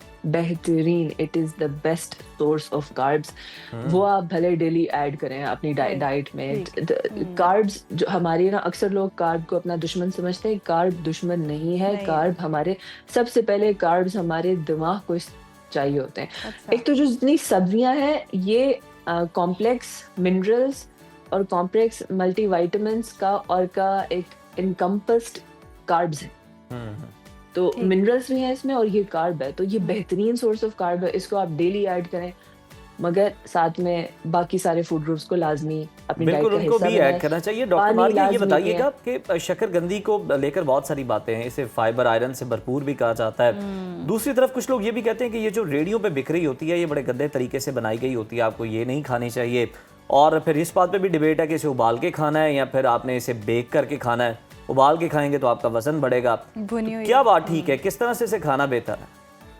सो अगर देखिए सफाई का तो ख्याल का आपने उसके ऊपर थोड़ा सा साइकोटिक हो जाए प्लीज खुदारा, क्योंकि आप कोई और आप जहाँ से भी जितने रेस्टोरेंट्स हैं, मैं पिछले दिनों एक रिपोर्ट पढ़ी थी, ये आई हुई है, पूरी दुनिया में जितने भी रेस्टोरेंट्स हैं बाहर का जो खाना है उसमें से 80% खानों में फीसेस मैटर है। लाइक यू नो कि लोग वॉशरूम से निकल रहे हैं और अपने हाथ नहीं धो रहे हैं, ये अराउंड द ग्लोब चल रहा है कि फीसेस मैटर आपके खाने में जितने रेस्टोरेंट्स हैं।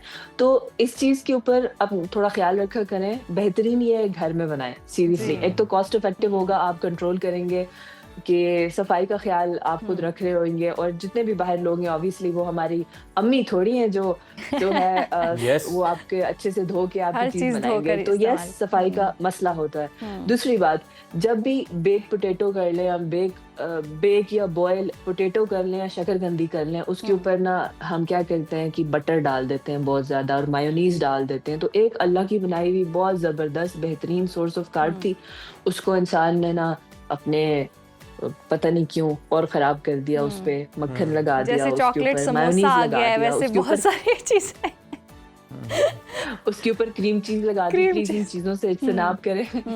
और इन आप उसमें बस थोड़ा सा नमक डालकर उसको आप नेचुरली, जब सही। नेचुरल अल्लाह का बनाया हुआ फूड जब आप उसको नेचुरल सोर्स में खाएंगे तब आप जाके रिवर्स करेंगे। आजकल एक और चीज बड़ी जबरदस्त एक चीज मैं देख रही हूँ, मर्द और खवातीन दोनों जेंडर्स को, जी। हर एक को ना ग्लोई स्किन चाहिए। Yes. हर कोई कह रहा है ये पिंपल्स हट जाए, मैं खूबसूरत glass दिखूं। skin। बंदे बंदियां दोनों, आप का जो रॉ मटेरियल है जिससे आपके सेल ने ग्लो करना है, उस रॉ मटेरियल को जितना आप प्योर रखेंगे, आपको ऊपर से क्रीमें और स्किन ट्रीटमेंट्स नहीं कराने नहीं पड़ेंगे। करवाने पड़ेंगे। आप जितना प्योर अपने खाने को रखेंगे, मतलब आपका अंदर साफ होगा, सेलुलर लेवल पे आपका सेल ऑक्सीजनेटेड होगा, वो ब्रीथ कर रहा होगा, उसके मिनरल्स पूरे होंगे, उसके विटामिन्स पूरे होंगे। और मिनरल विटामिन्स की गोली नहीं खानी है, मिनरल विटामिन आपने अल्लाह की बनाए हुए मिनरल विटामिन्स को अपनी डाइट में ऐड करेंगे। मारिया, हमने तो इस वक्त आपको डिस्कस तो इन कर लिया सारे कि जो मसाइल मार्केट में इस वक्त रेडियो पे चीज़ें बिक रही हैं, चाहे वो मूंगफली है, चने हैं या फिर शक्करकंदी है,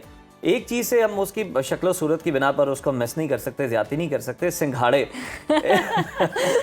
इनकी भी अफादियत बता दें, बहुत अच्छे होते हैं, कुछ को बहुत पसंद होते हैं और कुछ उन्हें देखकर बड़ा बुरा सा मुंह बनाते हैं।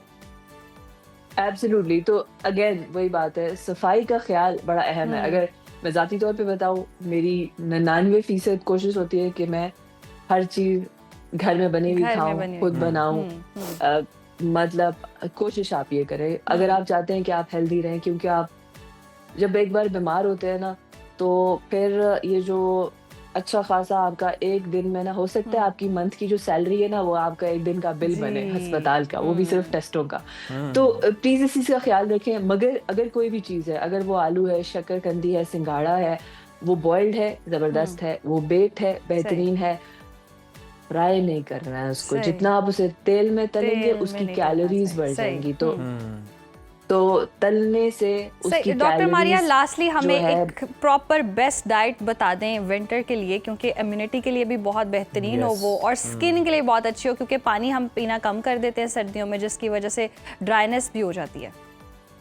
द बेस्ट थिंग इज कि सर्दियों में अगर अपने आप को कंफी कूल रखना है ना, तो आप सूप्स ऐड करें। हर खाने से पहले अगर आप सूप बना लें, और इतने जबरदस्त सारी बेहतरीन सर्दियों की जो सब्जियां हैं बड़ी जबरदस्त हैं। कैरेट जिंजर सूप आप ऐड कर सकते हैं, बीटरूट का सूप बड़ा जबरदस्त बनता है। आप वेजिटेबल्स का कॉर्न सूप जो है बना लें, मिक्स वेजिटेबल का। इस तरह प्ले करेंगे ना आप सूप्स के साथ, तो सूप एक बड़ी जबरदस्त चीज़ है जो आपको बीमार भी नहीं करेगी।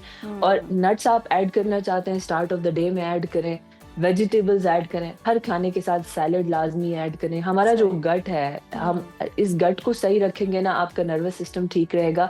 नर्वस सिस्टम ठीक रहेगा, आपकी फ्लो ऑफ जो लिम्फेटिक फ्लूइड है वो ठीक रहेगा। सो बहुत सा एक और बड़ा मसला आता है, लोग ना डिप्रेशन की बात करते हैं, एंजाइटी की बात करते हैं, और एंजाइटी को कंट्रोल करने का मेन तरीका ये है कि हम अपने गट पे काम करें। और गट क्या है? हेल्दी डाइट है जो आपने सर्दियों में करनी है। बहुत शुक्रिया डॉक्टर मारिया खान साहिबा आपके वक्त का। और ड्राई फ्रूट्स सुबह में खाने हैं, रजाइयों में आपने मूंगफलियां नहीं खानी है आज के बाद से, क्योंकि इसका आपको नुकसान ही होगा। क्या फ़ायदा इतने पैसे भी लगाएं ड्राई फ्रूट्स पर और उसका फ़ायदा भी ना हो। तो उसको एतदाल में खाएंगे, जब तरीके से खाएंगे तो फ़ायदा भी होगा। हमारा लाइफस्टाइल बन चुका हुआ है, या आप ऐसे रिवायत किसे कह लें कि जनाब वो इसी तरह से खाने हैं। ये अब माहिर ग़िज़ायत आपको बताते हैं कि ये गलत है, और अच्छी बात है, इस्लाह भी होनी चाहिए। अभी भी वक्त है, इस्लाह करें और इससे गुरेज करें। अगर आपको खाने हैं तो आप सुबह के वक्त में उनका इस्तेमाल करें। जी, प्रोग्राम में वक्त है ब्रेक का। देखते रहिए सुनो पाकिस्तान, हमारे साथ रहिए। Welcome back. पाकिस्तान में जी हम देख रहे हैं कि नौजवान नस्ल जो है वो साबित कर रही है कि वो जिद्दत और मेहनत से कोई भी काम जो है वो कर सकती है। और जामिया कराची की फार्मेसी की बासलाहियत तालिबात माह रमज़ान और कशफ लतीफ़ ने एक ऐसी नई और जदीद डिवाइस तैयार की है जो जहनी दबाव और डिप्रेशन को कम करने में मददगार साबित हो सकती है।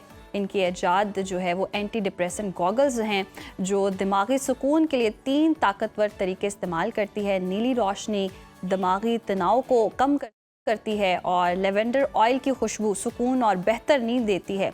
ऑडियो थेरेपी है, मूड को खुशगवार बनाती है। तहकीकी तजुर्बात में 70% सारिफीन ने मूड और नींद में नुमाया बेहतरी महसूस की, और यह चश्मा अवामी सतह पर सिर्फ 3,500 रुपये में दस्तयाब है और ये महज शुरुआत है। कराची यूनिवर्सिटी की तलबा टीम ने दीगर जदीद और कम लागत डिवाइसेस भी तैयार किए हैं, जैसे स्मार्ट मेडिसिन डिस्पेंसर, सिप डोस्टर और कोल पोर्ट कूलिंग डिवाइसेस, जो कि अवामी सेहत और माहौल दोस्त तो हैं ही। तो ये कहानी है नौजवान तख्लीकी ज़हनों की, जो पाकिस्तान में जिद्दत और साइंसी सोच का रोशन मुस्तकबिल तश्कील दे रहे हैं। हमारे साथ मौजूद हैं होनहार तालिबा कश्यफ साहिबा। कश्यफ, आपको सुनो पाकिस्तान में खुश आमदीद कहते हैं। हमें ये बताइएगा कि ये एंटी डिप्रेसेंट गॉगल्स बनाने का आइडिया किसका था, कैसे आया?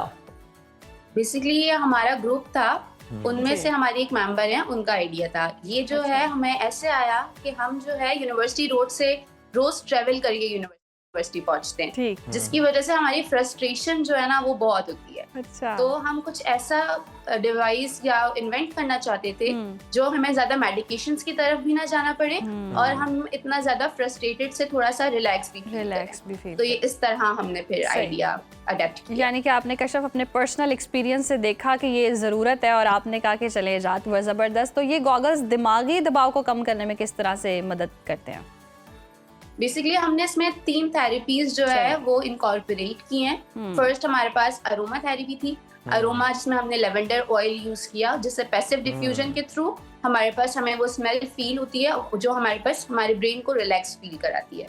सेकेंड थिंग इसमें हमने यूज किया, वो हमने यूज की थी हमारे पास विजुअल्स, जिसमें हमने ब्लू लाइट यूज की। ब्लू लाइट का काम होता है वो हमारी स्लीप साइकिल मेंटेन करती है। तीसरी चीज जो हमने यूज की थी वो हमने ब्लूटूथ यूज किए थे इसमें। ये इस हमारे पास गॉगल्स में हमारे पास ब्लूटूथ कनेक्ट थे, जो हमारे फोन से कनेक्ट हो सकते हैं, जिससे हम जो भी साउंड हमें पसंद हो वो करते हैं। बेसिकली जो हम प्रेफर कर रहे थे वो हमारे पास सूदिंग साउंड्स अवेलेबल होते हैं इंटरनेट पर, तो वो हम प्ले कर रहे हैं। सूदिंग साउंड्स में मतलब ये आ जाता है कश्यफ, आप जो कहना चाह रही हैं, मतलब अगर हम देखें तो वो बैम्बो फ्लूट है चाइनीज़ का, इस तरह के और भी जो दीगर साउंड्स हैं, वाटर के जो साउंड्स हैं, आप इनकी बात कर रही हैं?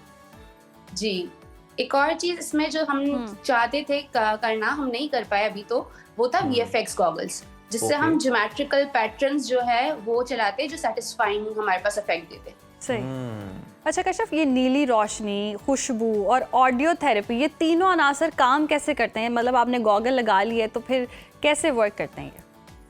हमारे पास जो इसमें हमारे पास एक तो अरोमा थेरेपी थी, उसमें हमने एक ना कार्ट्रिज जो है ना वो हमारे पास हमने लगाई थी, जिसकी वजह से उसमें से हमारे पास पैसिव डिफ्यूजन के थ्रू स्मेल आ रही थी। सेकंड थिंग, हमने इसमें बैटरीज कनेक्ट करवाई थी। बैटरीज के थ्रू हमने जो है इसको हमारे पास लाइट को कनेक्ट किया था और जो है हमारे पास उससे हमारे पास सूदिंग इफेक्ट आ रहा था। तीसरी जो थी वो ब्लूटूथ कनेक्ट करवाई थी। तो आपके पास तीनों चीजें ऐसी थी जो आप चाहें तो आप यूज करें। अगर आपको कोई एक भी उसमें से आपको इरिटेट कर रही है या आपको नहीं समझ आ रही तो आप उसको रिमूव कर सकते थे। तीनों चीजें हमारे पास एक तो रिचार्जेबल भी थी और हमारे पास रिमूवेबल भी थी, चेंज कर सकते थे आप उसको। तो ये इस तरह से। अच्छा, ये बताइएगा कि आपके एक्सपीरियंस में जो आपने रिसर्च की, जो इसको इस्तेमाल कर रहे थे गॉगल्स को, सबसे ज्यादा किस चीज में उन्होंने बेहतरी महसूस की, अच्छा फील किया, किस चीज से? हमारे पास इसमें अरोमा थेरेपी है। अरोमा थेरेपी बहुत सारी जगहों पे बेसिकली यूज होती है। इसमें हमने सबसे ज्यादा जो इफेक्ट आया वो हमारे पास अरोमा थेरेपी का आया था। सही। अच्छा, ये कुल हम देख रहे हैं कि 3,500 रुपये में ये इजाद आवाम के लिए मैसर है, तो इसमें कॉस्ट कितनी आई और इस तरह बनाने में कितना वक्त दरकार हुआ और कितनी अमाउंट लगी, ये भी हम पूछ ही लेते हैं ताकि आवाम जान सकें कि इतनी मेहनत के बाद 3,000 में अवेलेबल होना बड़ी ज़बरदस्त बात है। जी, तो ये हमारे पास कोई 1 मंथ के करीब हमारा साइंस फेयर था, तो हमें उसके लिए प्रोजेक्ट डिज़ाइन करना था। तो हमने इसको कोई 1 मंथ के करीब हमने सारे डिज़ाइन किया और हमारे पास कॉस्ट भी 3,000 के करीब हमारे पास इसकी कॉस्ट आई। बहुत शुक्रिया कश्यफ, बड़ा ज़बरदस्त आप लोगों का आइडिया है और यकीनन लोगों को इससे रिलीफ मिलेगा। और जिस तरह से मामू ने पता है कि उन्होंने बताया भी कि यूनिवर्सिटी रोड पर वो ट्रैवल करते थे तो उस तरह होते थे, यानी रोड जो है वो टूट फूट का शिकार है, ट्रैफिक और कैसे ये सारी चीजें, मतलब नॉइसेस को साइड पे रख के आप कितना सूदिंग इफेक्ट ले रहे हैं, आपके कानों में अच्छा सा एक रिदम चल रहा है और खुशबू भी अच्छी आ रही है और डिप्रेशन तो ऑब्वियसली फिर दूर हो गई। ये गॉगल्स की वैसे मुझे भी ज़रूरत है, मैं ज़रूर बाय करूँगी। अब बाय तो हम कर ही रहे हैं, एक और भी ज़िंदगी में परेशानी भी होती है और मुश्किलात भी होती है। ज़िंदगी नाम ही मुश्किलात का है, वो होती है शादी। शादी एक ऐसा रिश्ता है जो मोहब्बत, एतमाद और समझौते पर कायम होता है, मगर यही रिश्ता उस वक्त कड़ी आजमाइश भी बन जाता है जब शौहर दूसरी शादी का ख्वाहिश तो ये तो हमने कल सवाल ये कि अगर दीन ने मर्द को एक से ज्यादा शादियों की इजाजत दे रखी है तो औरत इस इजाजत को कबूल क्यों नहीं करती? क्या ये अना का मसला है या एहसास महरूमी है, एतमाद की कमी या फिर मौशरती दबाव की वजह से पैदा होने वाला रद्द अमल होता है? इसी अहम मौजू पर कल हमने बात भी की थी। अवाम की राय क्या है ये जानने के लिए हमने रुबीना यूसुफ को अवाम के पास भेजा। तो इस खुसूसी रिपोर्ट में देखते हैं कि उन्होंने क्या जवाब दिया।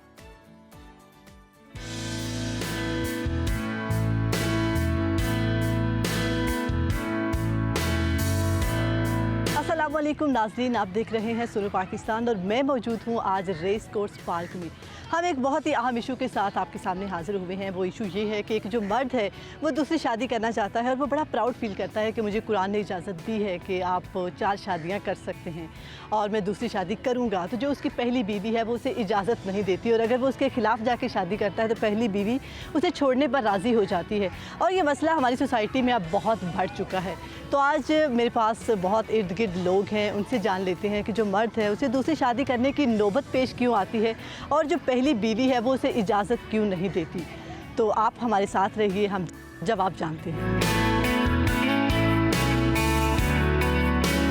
खुदा ना खास्ता अगर आपका हस्बैंड दूसरी शादी करने के लिए रेडी हो जाए तो आप उसे इजाज़त दे देंगे? ऐसी एक बात बताऊं, ये हकीकत बात है कि मेरे हस्बैंड की मेरे साथ 3rd शादी है। ओह अच्छा सबसे बड़ी बात ये है। और मैं हाँ जी, उनकी तीसरी शादी है लेकिन मेरी फर्स्ट थी, तो कोई मसला नहीं। देखिए उनकी ज़िंदगी में थे तो उनकी जो पहली 2 वाली जो बीवियाँ थी वो साथ रहती थी तो आप आई हैं या नहीं, दोनों नहीं थी। अगर वो दोनों होती तो आप मान जाती? कभी भी नहीं। यही तो मैं कह रही हूँ। फिर तो कभी भी नहीं ना, जाहिर सी बात है कि एक औरत दूसरी औरत के ऊपर कभी भी नहीं आती, बर्दाश्त नहीं कर सकती। नहीं कर सकती। अगर आपका हस्बैंड अगर दूसरी तीसरी शादी कहे मैंने दूसरी करी तो आप उसे इजाज़त दे देंगे? नहीं, बिल्कुल भी नहीं। इजाज़त नहीं? मर्डर कर दूंगी। मर्डर कर देंगे उसका? क्यों इजाज़त नहीं देंगी? एक काफ़ी होती है। फिर भी वो बहुत इंसिस्ट करे तो आपका क्या होगा, सोल्यूशन क्या होगा? बस एक ही के मर्डर कर दूंगी। आप उसे छोड़ देंगी या फिर साथ रहेंगी? नहीं, मैं उनके साथ ही रहूंगी हमेशा। अच्छा, और साथ अगर रहूंगी, छोड़ूंगी नहीं, पर किसी के लायक भी नहीं छोड़ूंगी। माइंड तो यानी कि शुरू में यही होता है कि नहीं दूंगी, आगे आगे जैसे शादी गुजरती जाती है कहते हैं कि बस हस्बैंड चाहते हैं कि वाइफ रेडी रहे, टेंशन में रहे, बच्चों का इतना शोर शरार ना हो। लेकिन मैरिड लाइफ में ये सब कुछ है, लेकिन हस्बैंड तंग हो के ना घर नहीं आते हैं कि बच्चे बहुत इरिटेट करते हैं। नहीं, मेरी तरफ से तो ये है कि नहीं मिलने चाहिए, एक ही शादी करनी चाहिए। अगर हाँ मजबूरी है कोई तो वो अगर उसके भी हकूक़ पूरे कर सकता है तो फिर ज़रूर करे, वरना नहीं। ये ना हो पहले भी रो रही है दूसरी वाली भी रो रही है तो ये तो नहीं ना अच्छा लगता।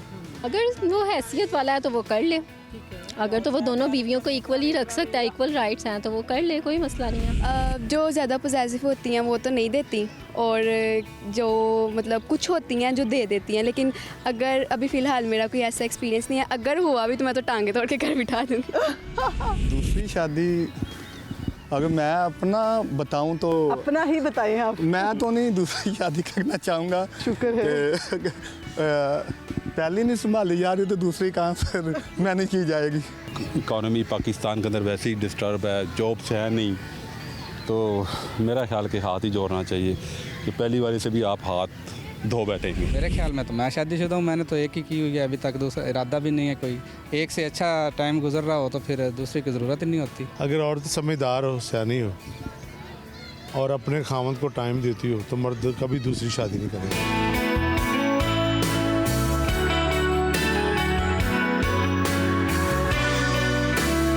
नाज़रीन, आपने जाने जवाब और हमारा जो है सेगमेंट का वक्त भी अब ख़त्म हो चुका है और हम आपको बताते चलें कि जो औरतें हैं वो तो पहली मतलब दूसरी शादी की इजाज़त नहीं देना चाहती। हमने बहुत सारे लोगों से जानने की कोशिश की तो जो ख़वातीन हैं वो नहीं चाहती कि उनका कोई शरीक एक और औरत आ जाए और जो मर्द है वो दूसरी शादी करना चाहता है इसलिए कि मुझे इजाज़त है जी, मुझे शादी करने की इजाज़त है और बस इसलिए मैं शादी करना चाहता हूँ।